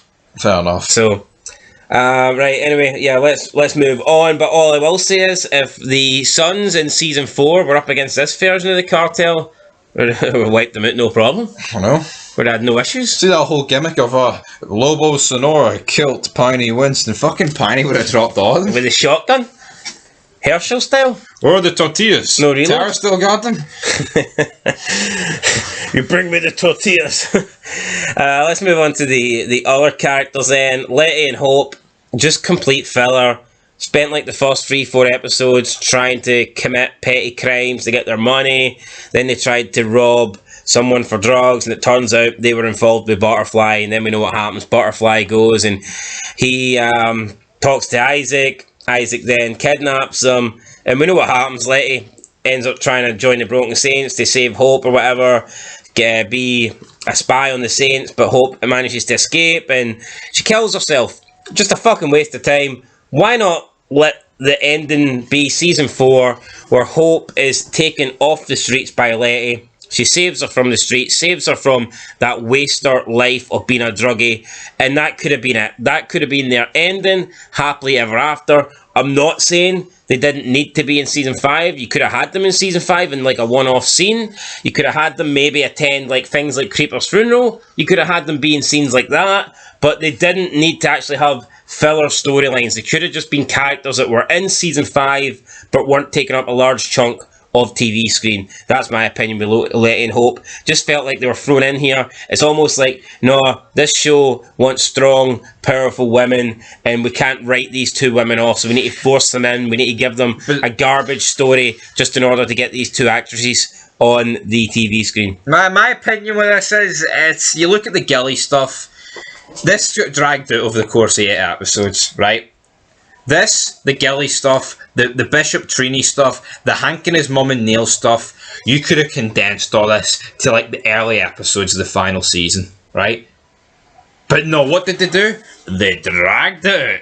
Did it need to happen though? It didn't need to happen, right? But my point is, it didn't need to happen over the course of 8 episodes. You see, if you're going to give us some filler stuff, why not the last couple of episodes? Or the first couple of episodes, get it over and done with. Like, see Letty Hope, why do we need to see, like, 4 episodes in a row of them doing, like, mini robberies? Yeah, and, like, couldn't they just fucking go to the club if they needed money? Realistically, right, they could have been robbing throughout, like, episode 1, and then, episode 2 is when Butterfly sees him, and then by the end of episode 2, Isaac's kidnapped them. There you go. Filler storylines shouldn't drag on 8 episodes, they really shouldn't, although I just think they should have ended it in season 4. But see, Mayans, there's like no concept of days or weeks. See, in Sons, you can clearly see there's a timeline. Yeah. I feel like Mayans, how many days is actually going on here? Like, see from when Easy beat up Travis to kill Happy? Like, what's actually going on? Like, how long's it actually been since Happy's body's been rotten? I just hate how they'll literally have something happen, but then it takes another 2 or 3 episodes for them to go back to it. I actually despise that. I can't think of that ever happening in Sons, where there's a story going on and it'll take like 4 episodes before they follow up on it. That just doesn't happen. That doesn't really happen in any TV series. It's like a supernatural gimmick. Yeah, anyway, I think they should have just ended it in season 4. But you disagree. I don't disagree, but I'm saying if you're going to include it, condense it to like 2 episodes, not 8. Right, okay, well, let's move on. I would have condensed it into season 4, but whatever. I think the ending was good. Where they just, they live happily ever after. There was season 5 gave me too much of a lesbian feel. I don't know why, but they just felt like they were too close, especially when that scene where they're rocking out and Hope says, oh, that's one of the best scenes of the season. Oh, really? They pretending to be rocking out. Well, she might be right, like, both for the wrong reasons, because the season's been shite. And they were just like so close, and like it was like too close to each other's face multiple times throughout this season. I definitely got some sort of lesbian sort of interaction going here. Thought they were going to go down that route, but they didn't. I just think they should have both ended up in season 4, but whatever. Sophia's past. So yeah, we talked a bit about Sophia and how she doesn't offer anything to Easy, which is true because she only had like 1 story in this season and it had nothing to do with Easy. It had to do with her ex-boyfriend. We got introduced to him, we got introduced to his mother. They seemed to be a religious Christian family, and he basically told her that you need to forgive yourself. What happened wasn't your fault. So they had a kid in the past. I'm assuming that maybe they neglected the kid, maybe they were doing drugs and stuff and the kid ended up dying. That's what it sounds like to me. But really, what has this accomplished? He said that you're better than this, you're better than being with some biker and living in his trailer. But we look at Sophia now, she's still with Easy, she's still in the fucking trailer with an episode to go. So what did any of this achieve? Achieve nothing. And this is stuff that should happen in season 1. I know she wasn't in season 1, final season, and a minor character. That's what Sophia is. She's a bit. No, wait. You're saying this should have happened in season 1. What actually happened though? Nothing happened. But I'm saying this isn't final season stuff. So what? So you think this is season 2 stuff? This is fucking shit. I wouldn't put this in any season. No. No, but you're saying it's not season 5. I'm saying it's fucking garbage. I don't care if this is season 1, 2, 3, 4, 5. Nothing fucking happened. What did this advance? Absolutely nothing. See if this led to her thinking, you know what, my ex is right, I am too good for this, and maybe she went and packed the bags and left Easy. Then you could go, well, look, there you go. Then him coming in and having her see the light about she's too good. But what's it changed? But if they do this in season 1, it gives them time to maybe expand on it in future seasons. Oh no, this is shite. It shouldn't be in any season. Of course it's shite. It's the worst stuff I've ever fucking seen in my life. If anything, this fucking seems to have drove her further into the club because now she's... You've got to have more of an argument than, oh, well, just shouldn't be on the show. It's shite. You're basically saying this is too shite. No, it's really shite, but it's too shite to be in season 5. But here, we'll just stick it into an earlier season. That's garbage. No, see the stuff with Hank and his mum. That should be in season 1. To actually give him a bit of character, alright, be a bit strong term, right? But see Hank, he got nothing. Same with Gilly. Do you not agree that stuff should have been in season 1, earlier seasons, instead of the final season? Yeah, but that's actually led to stuff. I'm not saying the Gilly story's been bad. What's Hank led to? Well, we don't know because it's not going to have enough time. But we can... Exactly my point. No, but the Sophia thing's come to an end. She's done. Her ex is fucking finished. Eggs are in the basket. And she's still with Easy, and if anything, it looks like she's probably going to get pregnant and have a kid with Easy, and she looks more in love with Easy than she did at the start of the season, so what did this really achieve? Nothing. Why did he need to be here? We didn't even find out. They alluded to the fact that they had a kid and it died. We don't know how it died. We don't know who was to blame for it dying. All we know is this guy says to Sevilla, you need to forgive yourself. Now, was she punishing herself by living a shit life with Easy in a trailer? We don't know. But she's still continuing living in a trailer. So what did this accomplish? This guy coming in and basically telling Sophia to forgive herself for what happened in the past. Where did that get Sophia's character? I mean, nowhere, because we're still where we were at the start of the season. So I just don't see what this has accomplished. I don't see what this has done for Sevilla, whether it happened in season 5 or season 1. Imagine some junkie turned up in season 7 of Sons with Wendy and was like, man, you can't get close to Jax again. He's a biker. We should go back to shooting junk. What happened to Abel wasn't your fault, you know? And it's like... Oh, God. Anyway, I think it's fucking garbage, and I'm not accepting it should have been in an earlier season. It shouldn't have been in any season. Let's move on. See, in an ideal world, see, literally 99% of what's on this list, it wouldn't be in any season, but I'm just 99%? I'm just looking at a constructive point. That's a very high percentage. If it's going to have to be in there, then put it in like season 1. Obviously, put it in the bin, but if it have to be in there, season 1. Why? It's not what would it accomplish in season 1 that it won't accomplish in season 5? Hasn't changed anything. Yeah, I understand. Like I said, if this got Sevilla to maybe pack her bags and leave Easy, then you could go, well, you know what? It did Look at Sons, right? It did its purpose. See when they killed the Klein in Funtown? That's a season 1 sort of thing, not a season 7 sort of thing. No, I don't care. That's not the point. We're on about this actual story. You're talking about some fucking stupid clown that raped somebody. This didn't go. That's not an analogy. This didn't go anywhere, right? It's a reference point. Yes, that might be closer, but certainly not an analogy. This didn't go anywhere, right? See, in season 3, when Felipe had that sit down with Gabby, and he's like, you're too good for my son. You need to get away from this lifestyle. It'll only hurt you. It'll only drag you down. Then that led to Sophia leaving, or not Sophia, Gabby. That meant something. What did this mean? It didn't mean fuck all, because Sophia stayed with Easy. Moving on. No, I'm not moving on, I'm right. No, yeah, you're right. You're fucking right. You're always right. Moving on. No, I'm not always right, but I'm right in this occasion. You're right in this occasion. Let's move on. I think Sevilla should have went back and packed their bags, and then this story would have made a little bit of sense. Because you could say, you know what? Sophia was punishing herself. She'd given up in life, and she was just going to settle for being with this guy that's in a bad, had a bad lifestyle choice and could end up getting killed, living in a trailer, shit life, always looking over your shoulder. But then this ex came in, and he finally, said that he forgives her, and he got her to realise that she wasn't to blame. And then she valued her life a bit more, and she thought, you know what? I'm too good to be living in a trailer. I'm too good to be living with a guy that kills people and tortures people. I'm going to get out of here, and I'm going to go and live a good life. At least if that happened, you could go, well, you know what? At least this story served its purpose, but that didn't happen. This guy and his religious mum, they fucked off back to church, and Sophia's fucked off back to the trailer. What has happened? What did it accomplish? It accomplished nothing. Season 1, 2, 3, 4, 5 has accomplished nothing. You took that bad. Anyway, let's move on. I'm not took it bad. I'm breaking let's it just move on. I don't give a fuck. Clearly you don't. Let's talk about Potter and Inspector General. Do you care about them? Do I need to remind you of your death predictions video?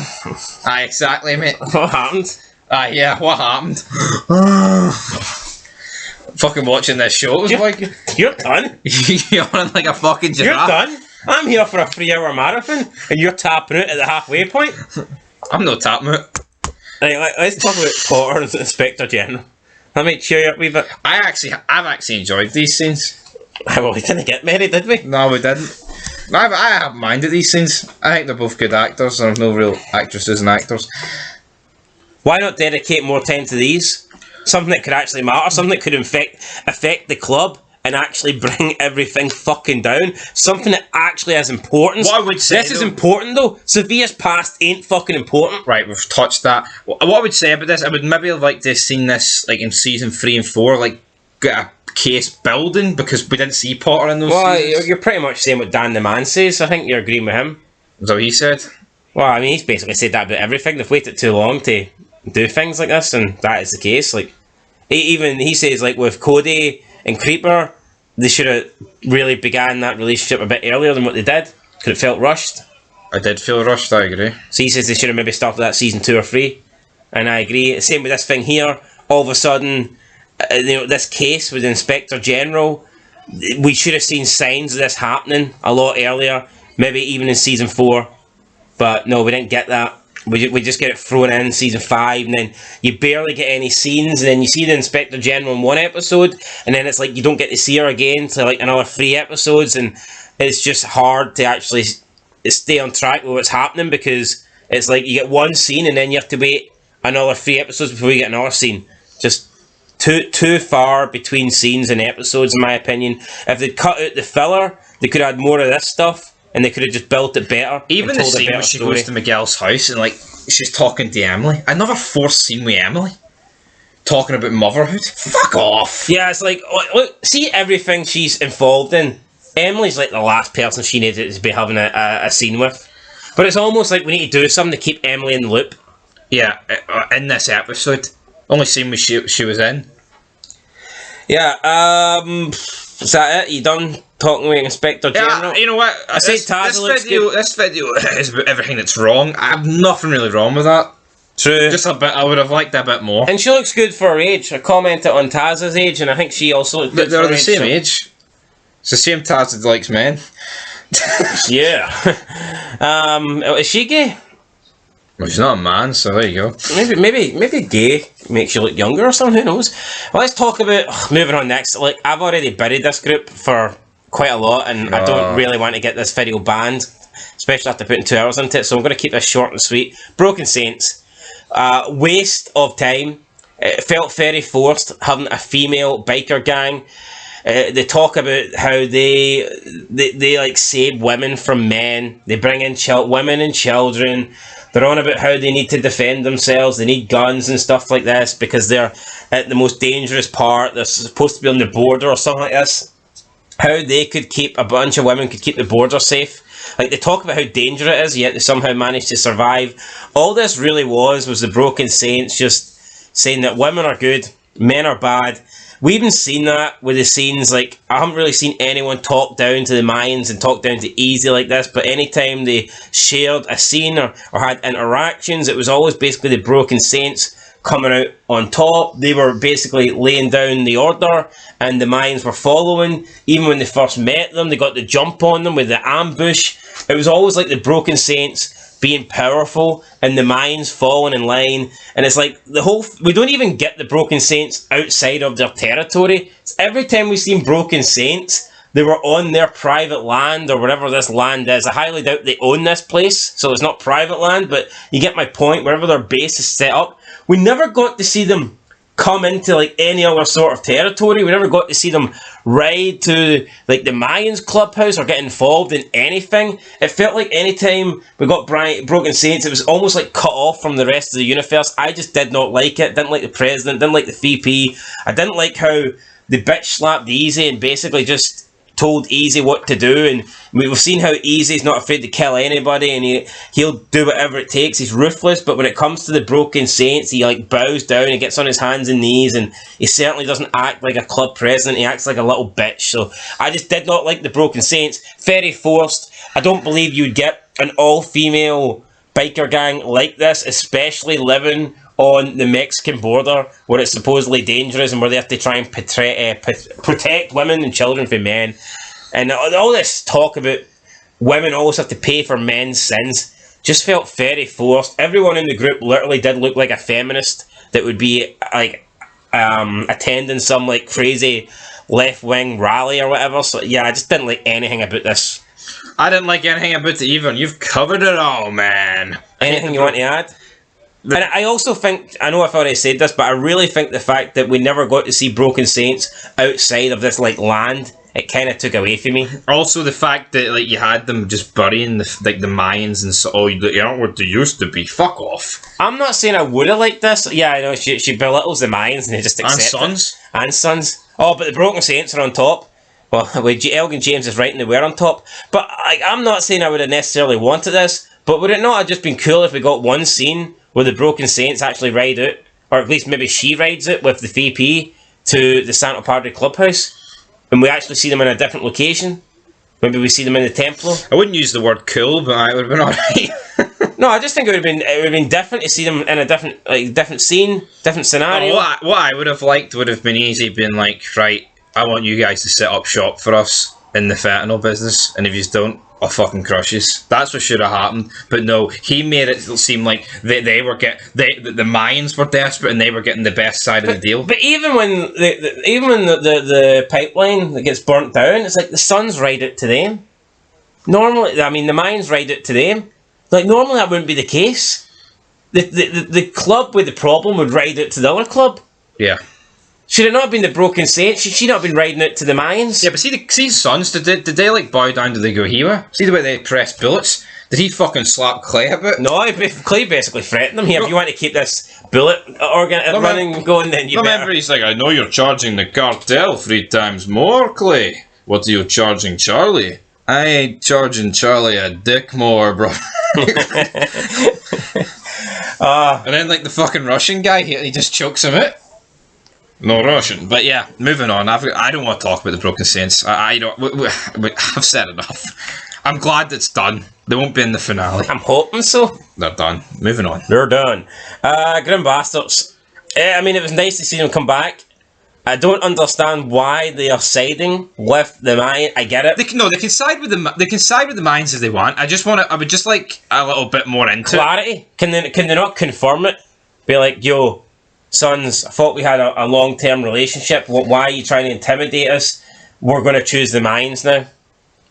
Yeah. It's the fact that they're willing to go to war. They're willing to greenlight a war against the Suns just because a couple of Mayans were dropped off at their doorstep. And they're not even pushing to try and see if they can get some sort of like evidence or some sort of like confirmation of why this was done. Like, what sense does that make? It doesn't make any sense, especially the history they've got with the Suns. And like, let's be real. I like to give my boys the benefit of the doubt, Clay. Maybe they're trying to put the Grim Bastards on an equal playing field as the Mayans and Suns. But seeing Suns, obviously, like they looked a bit weak at the end. But you always get the feeling that they were kind of like a sub gang. They weren't your top dogs. Yeah, like the Califaris to the Mayans. Aye, and here for them just to back the Mayans, it just seems like a completely forced move. It definitely just seems like everyone against the White Suns at this stage. Yeah, we're all against the White Boys. Where's the Swole Boys? We need them. We need them. Up next, who we Swole got? Boys in. Now, let's talk a little bit about Alvarez. So, yeah, basically, after he got folded out in Season 5, or Season 4, he left the club. So Season 5, he's not played any part of the club. And they've weakened this guy's character. I think they've done it throughout the entire show. But we've seen him in Season 5. Literally all he's doing is moping around at home, feeling sorry for himself. And I just don't understand why. Like, surely he wasn't happy to get voted out. Couldn't he have got a transfer? Couldn't he have patched in somewhere else? Surely he could have done something more than just sitting about the house, making his family miserable because he's been a little bitch and he's upset about the whole fact that Easy stole his club away from him. He could have just moved back to Oakland. Well, he certainly could now. That Diaz is dead. I know, but with Diaz there, it made a bit more sense. And like the fact that Oakland were had peace. Do you like the direction Alvarez he's took since leaving the club? No, absolutely not. They've butchering this guy's character there. I wouldn't even be surprised if he doesn't even appear in this finale. You said Jax felt like a little bitch in Season 3 of Sons of Anarchy. So what's Alvarez feel like in Season 5? A crying bitch. I've not enjoyed it. He got on the bike, I'm marking it. He goes to confront Sam Crow. We'll talk about it in a minute. And he puts the gun down. Alright, let's just talk about it now then. No retaliation for Diaz. Diaz dies. First two, best friend for 30 years. He finds out the news. He takes it bad, puts the cut on, gets on his bike, take it away. Yep, he rides into Son's territory. He pulls a gun on Quinn, damn it. Tell me, hermano, who was the one that killed Diaz, king of the tortillas? That's quite good, wasn't it? I like that. And he's like, I think you should look in your own backyard, they say. Mayans enjoy killing Mayans more than Sons killing Mayans. And then, like, Alvarez is like, you know what, actually, he might be onto something. He's like, fuck it, you can all kill yourselves. And he throws his gun away and walks off. I just don't get And this is the... And he basically finds out here from Quinn that it was the Mayans that done it. He brings up Happy, basically gets told that it's the Mayans that done it because it wasn't anything to do with the Sons. And instead of going to the Mayans to try and get answers, he just throws his gun down. He's like, fuck it, you can all kill each other. And then he just walks off. And we're assuming he went back home to finish his pancakes with his family and just be depressed and bring them down. Because he certainly didn't go and get revenge. He certainly didn't go and question the Reyes brothers. He knows that the Reyes brothers killed the Mayans, so like killed Happy. So like, why the fuck is he not going to question Easy? Just made no sense to me whatsoever. Could you not have had Alvarez like going to confront Angel because he couldn't? Maybe say he couldn't get a hold of Easy or something. He wanted to go to Angel first because he can trust him a bit more because Easy's just stabbed him in the back that many times. And when he goes to visit Angel, it's at the same time Sam Dino pay a visit. And Alvarez gets caught in the crossfires of Felipe and Sam Dino. It's the two old Mexicans fighting off Sam Dino. And I bought that a bit more. I can buy Alvarez keeping Sam Dino at hold, but not to sound extreme, like, but part of me died inside seeing Alvarez just fucking give up like this. It was like, what are you doing? Yeah, but they ruined him in season 1 when they had him give up his cut. You know what I mean? The guys found him. But they brought him back. They brought the. I know, but you can't really come back for that. Once you give up your cut, that's the. Name me someone in Sons that would give up their cut. Look at Clay. Clay was fucking gutted when he got kicked out the club.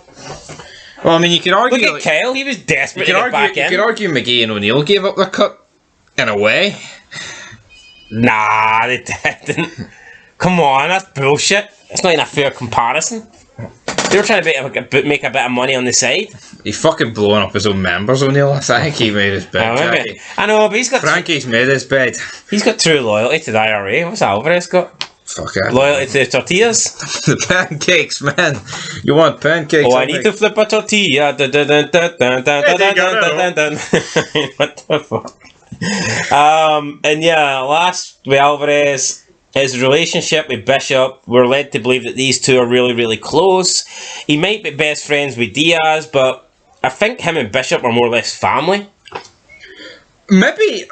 Are they family? He's his cousin, isn't it? Could Bishop maybe go to Alvarez after he could find out something about Easy? Well, no, that's not the point I'm trying to bring up. No, that's the point I'm trying to bring up, because Bishop looked very displeased in the new promo. Well, we'll talk a little bit about that in a minute, but my point was that out of everybody, Alvarez seems to have taken the hump with Bishop the most. We see when they have that little interaction, well, they don't even interact, but they come across each other at like the kids' playground or the kids' like school day or some shit like that. And Bishop and Alvarez just won't even acknowledge him. He walks off, and obviously he feels betrayed. I get that. But when you look at it, Alvarez did come in. He effectively took the president's seat and patch away from Bishop, and then he demoted Bishop from being VP. Bishop did vote he did vote the kill switch against Alvarez, but at the same time, he was also promised to get back in power as the president. You can see why Bishop done that. But then when we see Easy turn up at Alvarez's house first time, Alvarez was pretty civil with Easy. You know, he spoke to him, he says, right, next time you show up here, I'll kill you, but he was like, I always liked you, Easy, and all this stuff. Yeah. I mean, Alvarez, he wasn't hostile, he was pretty friendly with Easy. Yeah, Easy's the one that put this whole thing in motion. I guess it's because Bishop's family just took it more to heart, I guess. But the problem with that is, like, we've seen those scenes with Bishop, no, not Bishop, Easy and Alvarez. I thought you were going to get way more Alvarez this season. We didn't. Yeah, unfortunately we didn't. But see with Bishop, right, I don't think you can hold too much against Alvarez. He kept Santa Padre and all its members breathing after they realistically all should have died. Yeah. I don't care if he stripped him of his VP patch or whatever. I know, I just don't know why the relationship between Alvarez and Bishop seems to be the one most affected. If anything, I think Alvarez should have more beef with Easy, because Easy's the one that betrayed him in the end. Easy's the one that put the kill switch vote in motion. Plus, going into that kill switch vote, I don't think Alvarez was banking on Bishop being the one saving him. I think Alvarez's trump card was Hank. Man, Hank. And it backfired. Hank dropped it like a bottle. Because Hank was the one that was kind of being the rat for Alvarez. He was reporting back to Alvarez in season 4. No, but you actually talk about that. He's reporting back to Alvarez. He did it for like 2 episodes. I didn't give up on it. I remember that. He went to Alvarez's house. He's limping. Hank's embarrassing, man. Moving on. Anything else you want to add about Alvarez? They've killed him, honestly. Yeah. You know what? I kind of wish he wasn't in this show. Even though it would have made it a lot more shitter. It's just like, you look at Alvarez and Sons, the guy was a fucking boss. No, let's be real, right? Alvarez could come out in this finale and drop Easy. All it would really warrant, or make him feel, he'd just be bipolar.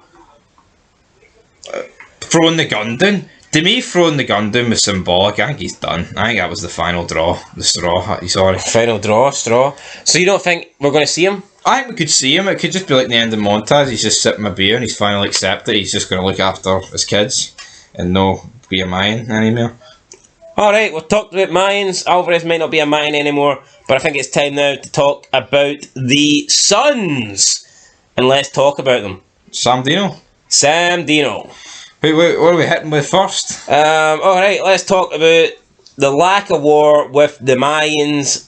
I know we've kind of already covered this with Santo Padre, but we'll talk about it a little bit with the Sam Dino. We'll look at it from a Sam Dino perspective and the fact that most of the stuff has been off screen. Let's just look at the timeline. Because you did tell me to put off screen in brackets, so I know you wanted to go in on this. So I'm going to go in on this. Go in on it hard. Right, so Orange County gets wiped out off screen apart from one guy that gets pissed on, which I can accept. So they've kicked off the season with a bang, giving Joker and Hoysie our development. Can I just add something before you go on? Yeah. It's better to get pissed off than pissed on.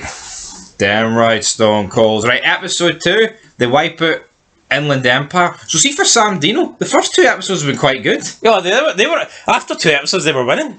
I mean, it was looking good for them. They were averaging a charter an episode. See if they'd have kept up that rate, they'd have wiped the fucking entire Mayans off the face of America. And Mexico. Episode 3, Terry splits his head open, and that was the downfall, wasn't it? Like, what was this? This scene was actually unnecessary. Yeah, poor Terry. This scene didn't even need to happen. If I'm being honest, I was out of it. Did not even need to happen, right? Episode 4. This is where it crossed the line, TNA style. Hank gets off the phone. It was Ontario. Sam Dino hit Yuma. Smiley's dead. Fuck off. Right? First of all, who the fuck is Smiley? And can we not actually see Smiley die? I mean, come on. Why do we get montages of Letty and Hope robbing businesses, like scenes with like Butterfly, Sophia's boyfriend, and here we are, a war, and we can't see this. And we're supposed to believe that's a sergeant, a pretty important character, yet they'll show you Angel and Bishop wipe out a fucking nobody eating ice cream. And like, there was no surprise element. It's not like Smiley's body turned up and like, oh, that was Smiley. Like, remember in Sons when they cut off Armando's head and Piney walked over to the duffel bag with the head? He's like, that's Armando. And it just cut to the intro. I can accept people getting killed off screen if it's for like reveals, like who died. But see here, well, what good was this? No good whatsoever. See, like, Hank's trying to put over the fact, though, that, like, oh, Sam Dino's circling us, they're going round Arizona and they're going to close in on Santa Padre. Can we not see that? Can we not see Sam Dino sitting around the table? Isaac's going, right, we're going to attack Yuma next, and that means we're going to circle Santa Padre. And I say, attack Yuma. All they did was kill a member. It's not like they wiped out Yuma, and then they were circling Santa Padre. What's killing a guy? Lobo died. Yeah, you kill one guy, and in all honesty, he can be replaced. Replaced like that. Unless it's like Jax Teller, then. Yeah, right. Episode 5, fair enough. You've got the showdown, but at this point they don't agree to any terms. I like this episode. I've really no complaints, and it ended with the whole Letty Hope stuff. Then we don't see them for 2 episodes. No, but I actually thought the end of that was dumb. Easy kills Travis, and then they kind of just walk off. It's like they walk off as if nothing happened. No, but we don't get them in 6 and 7. Yeah, but you don't think there should have been something said? No, there should have been. Like an agreement, or... Yeah, but how can Out of the first 7 episodes, Sam Dino have appeared in 3 at the 7. After being booked so strong in the first 2. Garbage, isn't it? I didn't rate the first 2 episodes particularly high, but I did say the saving point out of both of them was the fact that Sam Dino were such in a prominent role, and I liked it. I tell you what, I didn't really rate the first 2 episodes, but after seeing what's followed, I do think they were 2 of the better episodes this season. Yeah. But at the time, I didn't think they were that great.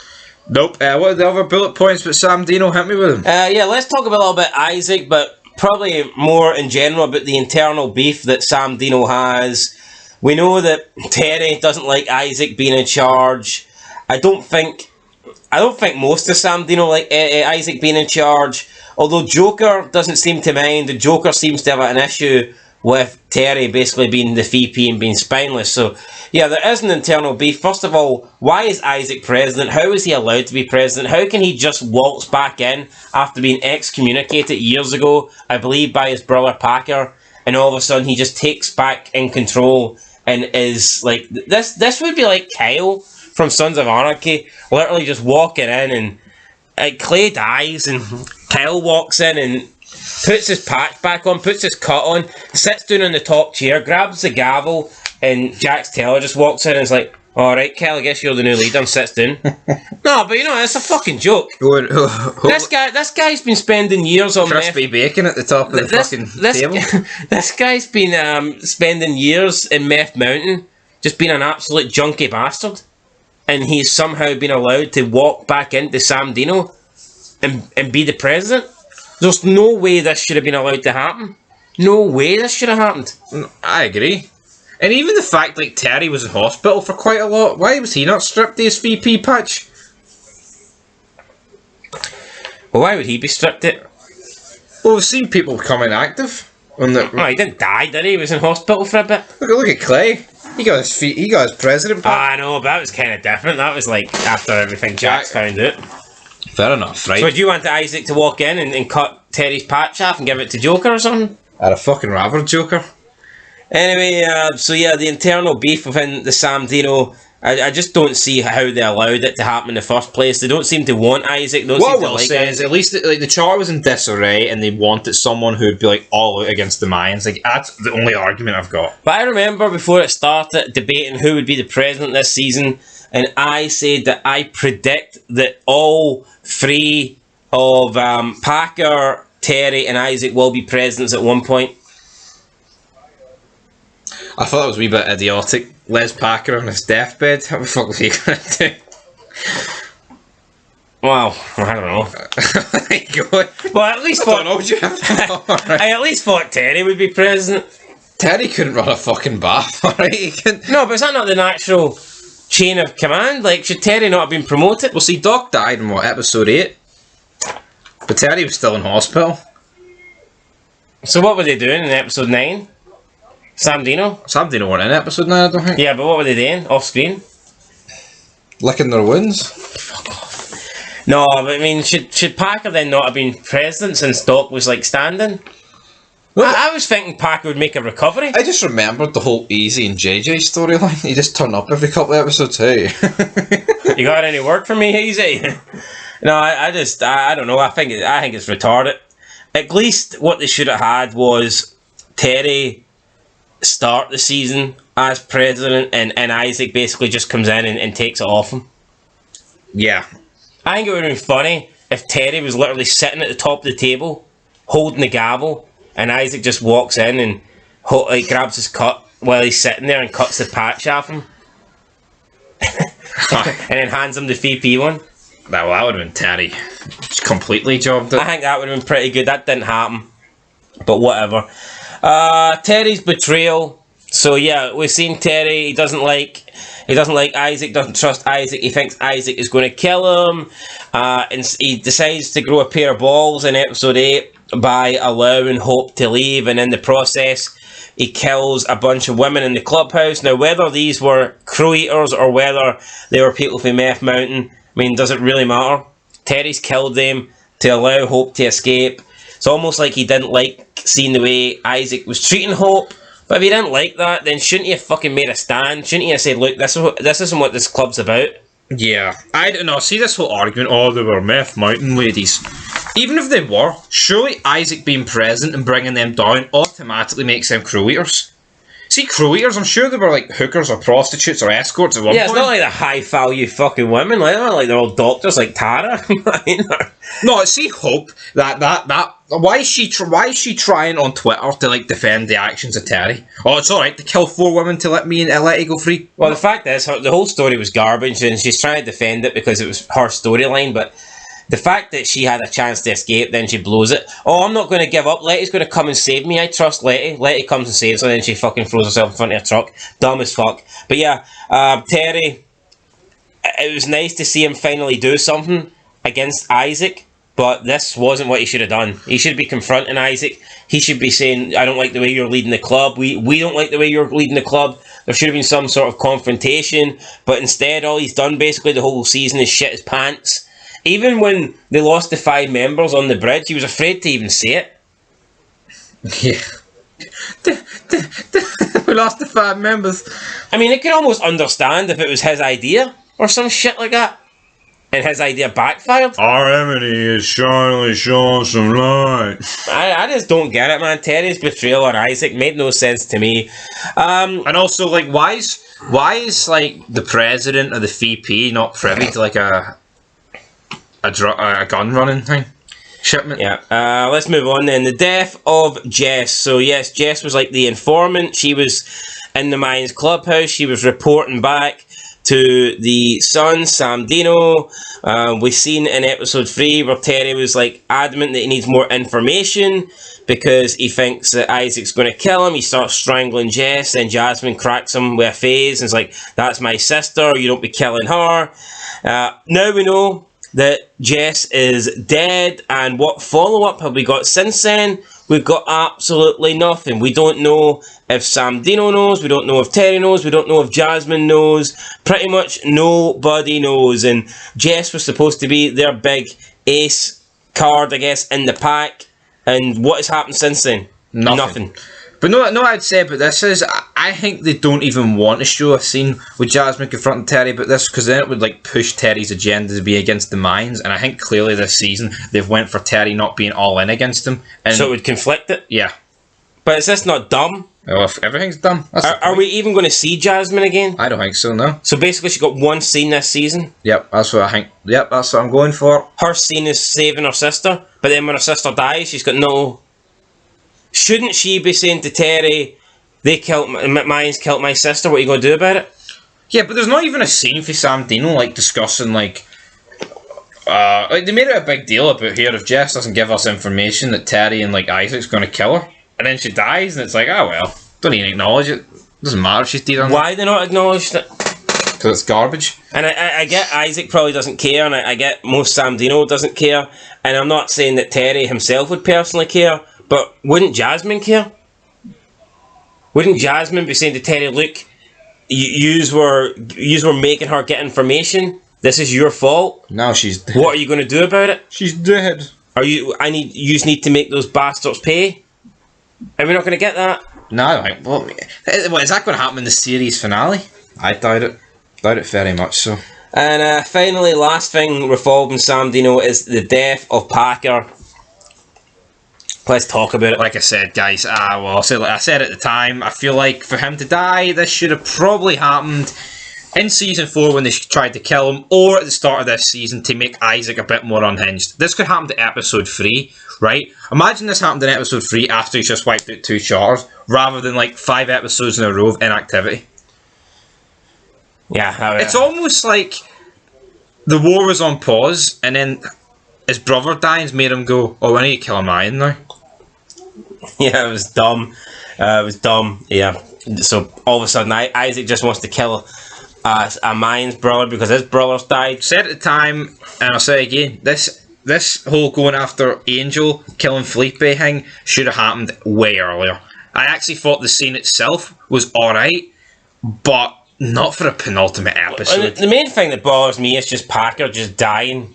Not natural causes, but just dying of the cancer.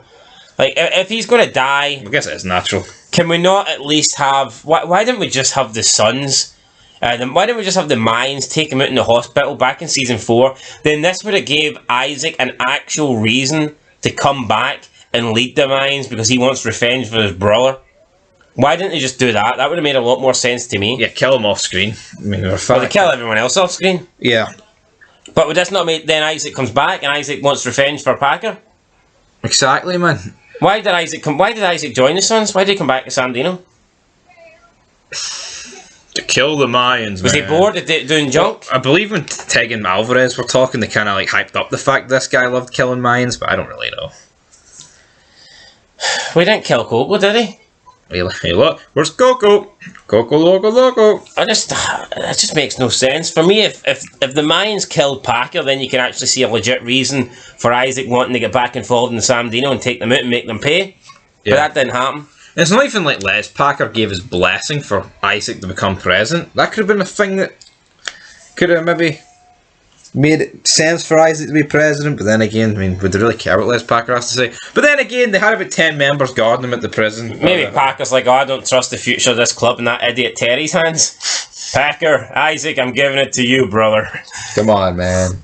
But now we've saved the best for last, and it is time to talk about everybody's favourite group, everybody's favourite club, everybody's favourite charter. It is Sam Crow. It's just a shame the Mayans have made a fucking mess of them. Yep, it's a real tragedy. It hurts me deep within myself, damn it. It really does.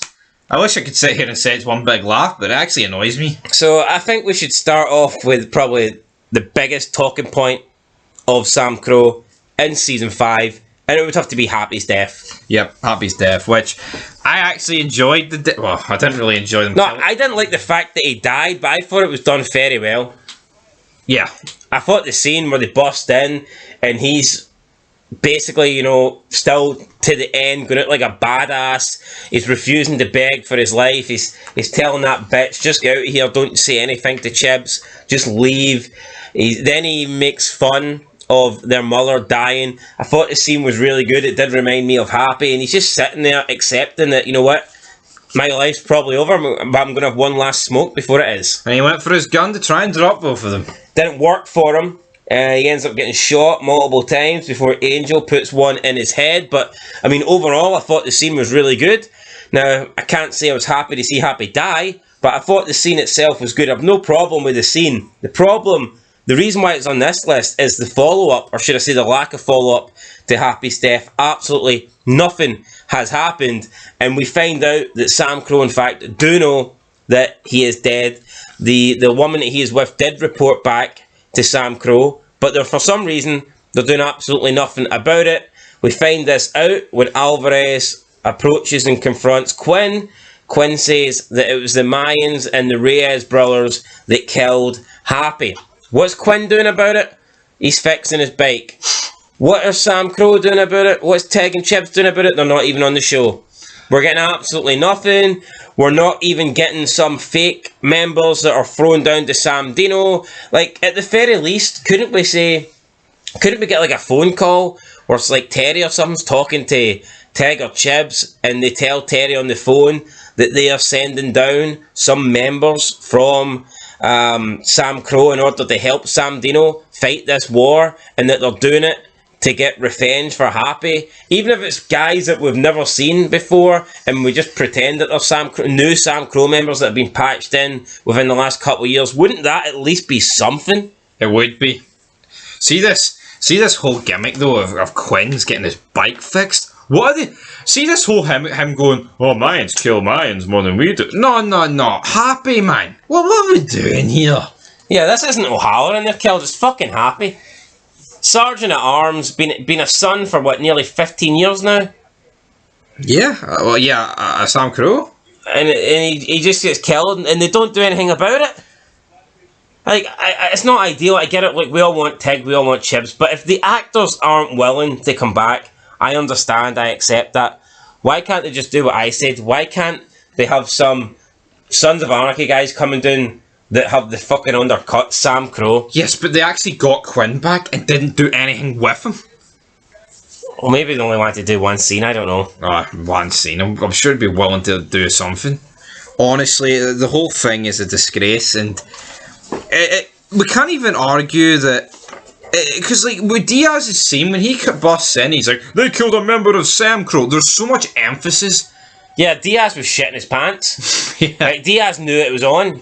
Diaz knew that there was going to be retaliation. Or maybe he'd watched too much Sons of Anarchy and not enough Mayans MC. But Diaz thought that the Reyes brothers had crossed the line. He thought shit was going to go down, and he thought Oakland were pretty much fucked because the Sons and Sam Crow were not going to take Happy's death lying down, but that's exactly how they took it.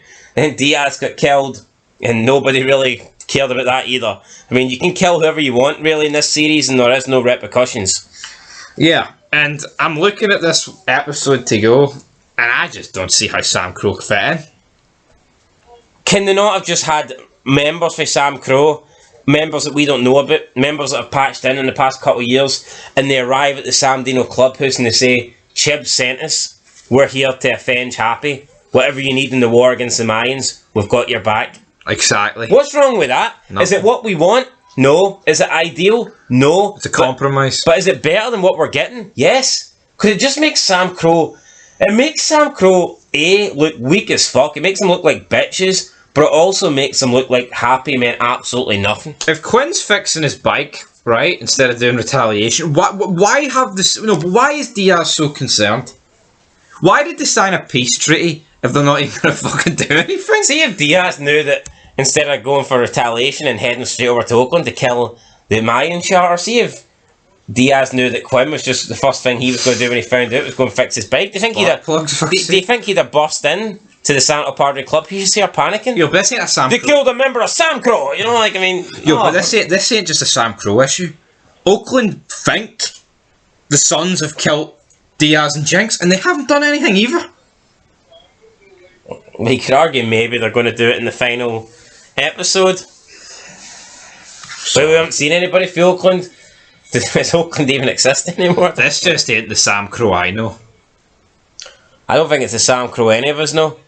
Let's move on though for Happy's death. Listen. Let's not. Well, I've got one more thing to say, right? Say Sam Crow do appear in the finale and they extract a bit of revenge. Is it still not like 5 days too late, timeline-wise?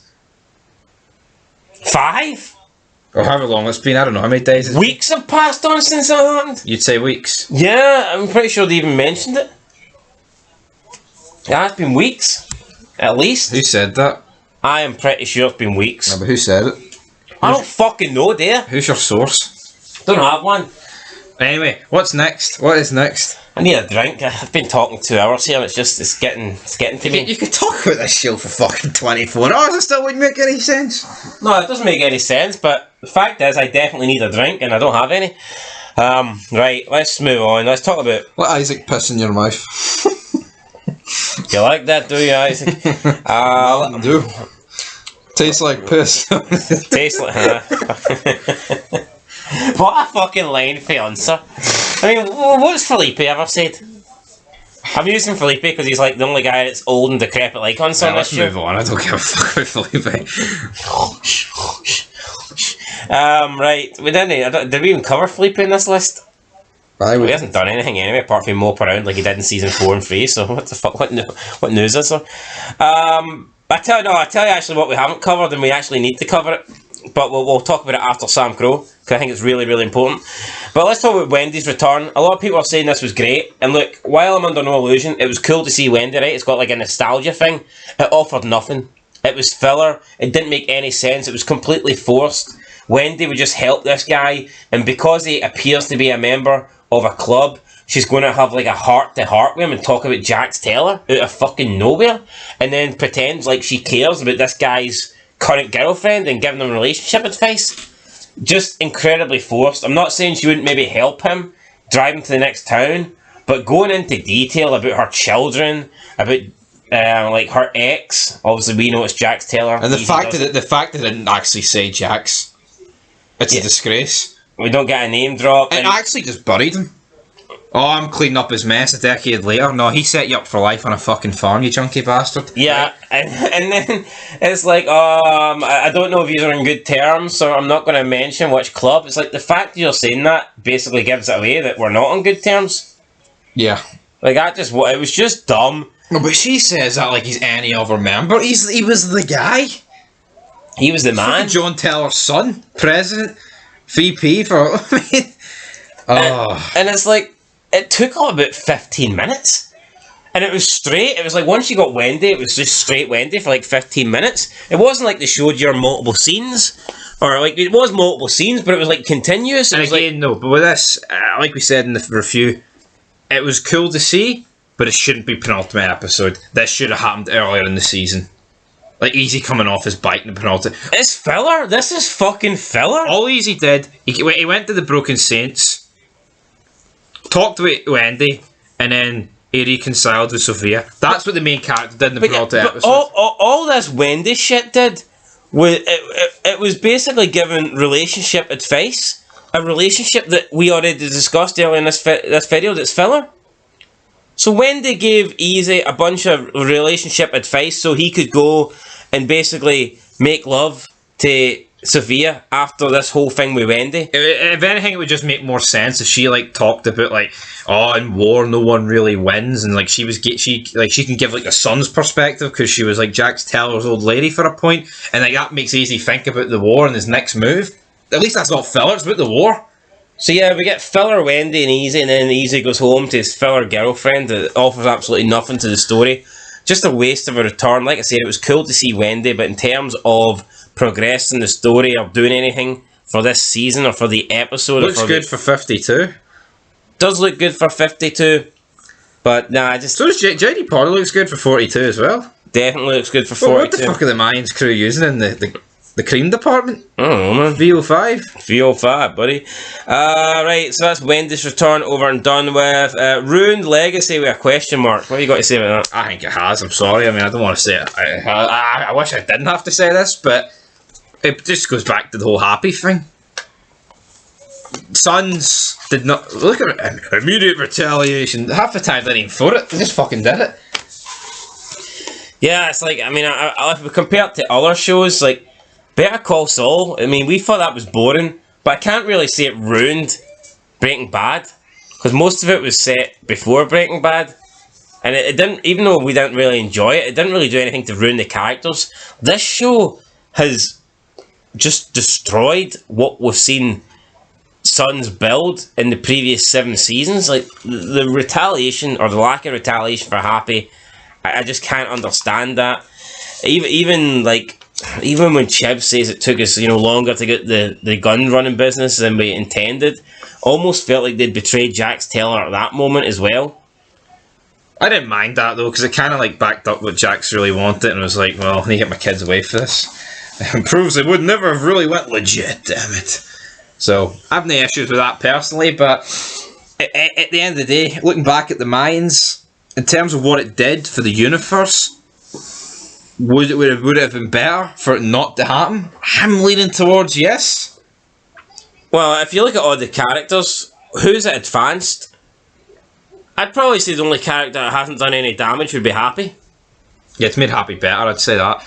I mean, it's made Alvarez worse. It's definitely made Alvarez worse. I mean, even though I really enjoyed the Chibs and Tig scenes. The scenes that they were in haven't made them worse. The scenes that they were both in were great. The scenes that were in off screen. It's the scenes that they haven't been in that has fucking ruined their legacy. It's the fact that they've just allowed Happy to die and nothing is came from it. See the way Happy, right, was in charge of Purdue? They should have just made him patch over to Sam Dino.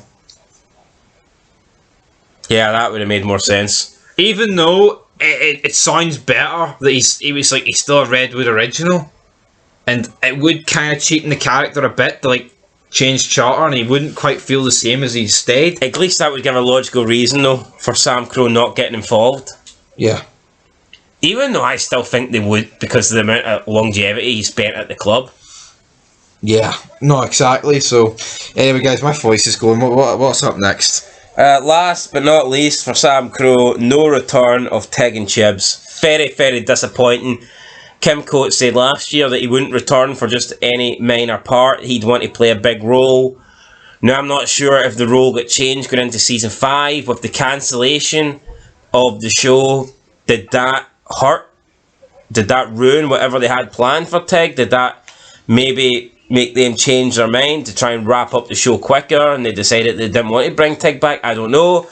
But the whole thing has been a disaster. We were literally teased that we were going to get Tig and Chebs. Have name dropped Sam Crow multiple times, and in the end, we don't get them. Yeah, we do not get them. We're not going to get them. If you're not going to give us them, then just don't fucking tease them. Yeah. I just don't get why. Like, honestly, like, they've been getting name dropped for years now. Oh, Chibs gave your green light, brother. Oh, it's what Jax Teller would have wanted. No, but this season, man, they said Sam Crow at the start. And, like, even when they're looking at the map and the pipeline, it's always, we push up the Charming.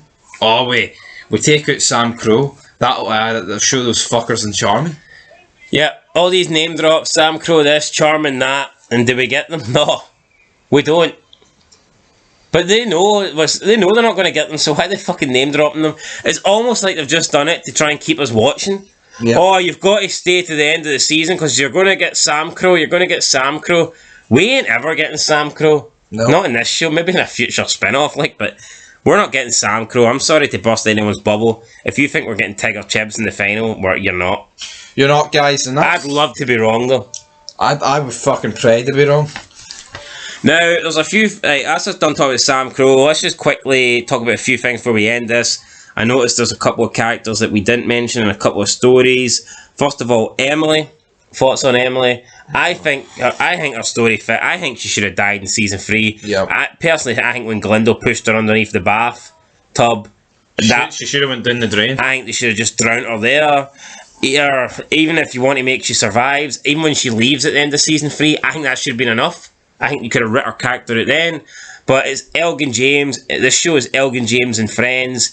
He just doesn't want to seem to write anybody off. And he's ended up hurting the show. He's hurt story arcs and he's hurt characters by just not having them leave at the right times for these characters. And I just think Emily, if you look at what she's done in season 4 and 5, it's just... I didn't like her before then, but it's been a waste of fucking time. Yeah, no, it really has been. It really has been. I mean, especially 4. Like, you could have had Galindo kill her, or you could have had her escape and go live with her sister with Shitey Pants and live happily ever after. This season's been torturous. The grocery scenes, back-to-back episodes. Like, holy shit. This isn't like the Mayans trying to kill a member of Sam Dino. It fails in episode 3 and they try it again in episode 4. This is someone trying to go through the fucking exit door in a grocery store. Yeah, it's not really what we want. So, yeah, I just think the whole Emily thing has been absolutely disgusting and just not... Well, maybe not disgusting, but it's been boring as fuck. Yeah, it's been disgusting. Fuck. Then Luis... Hey, Mr. Galindo, you want me to train you shooting? Hey, so you can pop me in the finale. Hey. Yeah, I am Louisa. So I guess she finds out that Louise did kill her sister, but do we really care? I guess Emily... No, but how could she not put that together? Yeah, he's a right-hand man. Plot. Who do you think done it? Galindo doesn't really get his hands dirty. Obviously it was Louis. Or Louise. And finally, we didn't mention this, but I think it's definitely worth a mention because for me, the fact that this has not been brought up yet, it's not been revealed yet, is a fucking joke. And it is, of course, the fact that Galindo, Easy, and Angel are all brothers. Yeah, I forgot to mention that. How the hell has this not been revealed?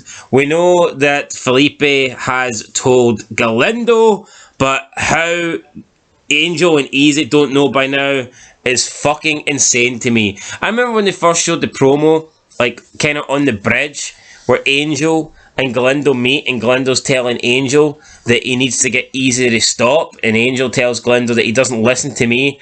I just assumed, by the point that they had this conversation, that Angel was meeting up with Galindo, like, in a mutual neutral area, and they were on talking terms. I assumed that it was already out by this point.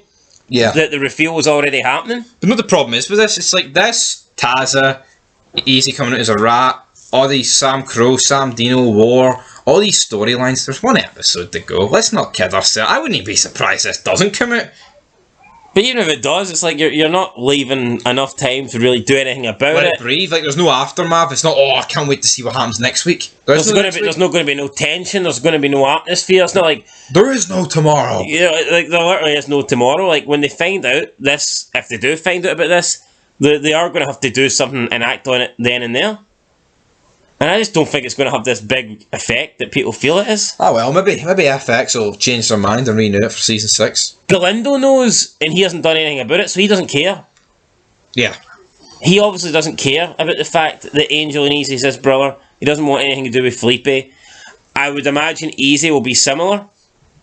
I don't think he will want anything to do with Galindo. Angel's maybe the only one I could... But what do we expect? Do we expect Angel to go to Galindo and say, oh, brother, and give him a hug? Like, no, but what are we expecting with this reveal? It's been dragged out, man. Too long, too much. I think we'll probably get Felipe on his deathbed, dying, bleeding out for that shot. What are you doing here? I'm your brother. Dun dun dun. Could his dying wish maybe be they get along? Then Easy just kills Galindo? Oh, they get along. Felipe and Easy don't even fucking talk. True. So I just don't see what's going to happen here. Other than that, guys, I think we've pretty much covered it. But this story has been fucking retarded. I mean, they've literally dragged it on and on and on. This reveal should have come out early on, like episode 2 or 3. Yeah. Not last episode finale. You have to let it breathe. Dun, dun, dun, dun, dun. And the crazy thing is, like, literally everything that we've mentioned here, almost every single thing we've mentioned here, has to be followed up. There has to be a conclusion to it. Yeah. And how are they doing this in 81 minutes? They're not. Because we've been talking about it for over 2 hours. There's almost 81 fucking storylines. Yeah, that's not even a joke. Like, literally most... Alright, I know there's a couple of things that we've maybe talked about that's already done, but most of this stuff still has to be answered. I'd say there's at least 20 there. Definitely. Which there points to you give them 4 minutes each segment. And with all the other stuff, I mean, come on. They would always overlap. It's a disaster, guys. It's an absolute disaster. Season 5 has undoubtedly been the worst season of Mayans for me. I know you didn't think it was at the start. I'm just wondering when you changed your mind, because I changed my mind ages ago. I remember speaking to you though, and you did not think season 5 was the worst, but this was earlier on in the season. So I'm just wondering, what point did you think? No, fucking just look at it. No, you said season 1 and 2 were worse. I didn't say 2 was worse. I said 1 was worse. But now I've no doubt in my mind. He's betrayed Sam Bell. So that's interesting, because everyone thinks first 2 seasons are great because of Kurt Sutter. Yet up to a point you thought season 1 was the worst. I mean, they were a bit better. I think that the second half of season 2 is like great, but see, at the same, I think 3 and 4 is just, even though the writing's not as good, there's way more action. There's more focus on the club. I think that's what let the opening first couple of seasons down. At least with season 2. But season 5's returned to season 1 and 2 with the focus on jobbers. Yeah, with horrible writing. Yeah, that's the problem. Like, see, I thought season 1 the writing was really good, but again there was a lack of focus on the club. I think season 2, I would say the second half of season 2 would be the best, but I just can't get past all the fucking Dita and Felipe meets on the rooftops. Yeah, that's the problem. Those scenes were really, really bad, but like overall, I thought the stuff with the club and the Chibs meeting with the Sons, and then we had obviously the FM telling me how a man ordained it. That stuff was great. It's just a shame that when Suter was there and he can actually write good shows, it's a shame that he wasn't showing more focus on the club, and it's a shame that he wasn't then trying to develop the other characters in Santa Padre, because it's not really until Suter goes where they actually start to give other characters storylines. Like, Taza really didn't get anything until season 3. Coco did a little bit. Gilly didn't really start getting any sort of story until season 3. It was like season 3 was the season where they kind of tried to give the club members more like individual focus. I really hope Chibs decides to ride 6 hours to throw shade in this finale. Throw shade. That's all I can ask. But do you not agree? Like, I remember watching this after 2 seasons and not knowing who half the club members were called. No, you're right. And that's fucking embarrassing. Like, no, it is. So, we've talked about Creeper. What did Creeper do in the first 2 seasons? I like to praise Kurt Sutter, but what did he do? What did Creeper do? What did Gilly do? No, the problem is, season 5 is the here and now. See, during season 1 and 2, the show lost a shit ton of ratings too. I've seen people say, "Oh, season 4, the ratings went to shit." The ratings have been fucking going downhill since day one. Yeah, I mean, we can't just... I'm not going to lie here, I like Kurt Sutter, but people... See if Elgin James, right, started this show and Kurt Sutter finished it, the ratings would not be doing much better. Yeah, that is the truth. Like, I mean, I think we also need to admit that the show wasn't great when Kurt Sutter was in charge. It's just not Sons. Now, I think you can tell that the writing was better, but there was a severe lack of action. There was less focus on the club. Overall, it was just less interesting. The first couple of seasons, you had a shitload of Emily and Galindo, the Rebels with Adelita. There was just a lot of stuff that we didn't really care for. The Dita stuff in season 2 was abysmal. At least in season 3 and 4, the writing might not be as good, but there was a lot more focus on the club, a lot more action, and I felt like sometimes action can make up for a lack of good writing. So yeah, no, I don't know what season I prefer. I think season 2 could be the best, but I don't know, I just feel like I've got a hard time saying it's the best season when I know all that shit that happens with Dita and Felipe. That's always going to drag season 2 down for me. I need to rewatch them. I only watched season 3 and 4 once. Twice.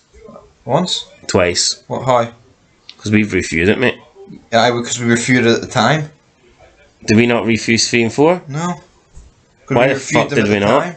We reviewed it at the time. That's garbage. It means we'd be uploading 2 reviews. So? We should have done it. Oh, fuck off. Anyway, guys, that's us. That's us signing out. Big 2 hours and 2.5 hour special, man. Can't beat that, can you? Yeah, let us know your thoughts down below. Let us know what your favourite season of Mayans MC is. I'm interested to know. I'm going to put a poll up for that. Unfortunately, it's not going to be an image poll because you're only allowed 4 options. So it's going to have to be... Text. I think a text poll you're allowed. 5. So there you go, guys. So it'll be a text poll, and you guys can you can vote on that shit tonight. Till next time, though, Being Fog Entertainment. Leave a like, leave a comment. If you want to leave a super chat and donate to this channel, then so be it. Because we're probably the most you've got in your bank. We're probably going to lose everybody come tomorrow night anyway once the Mayans finishes. So, yeah.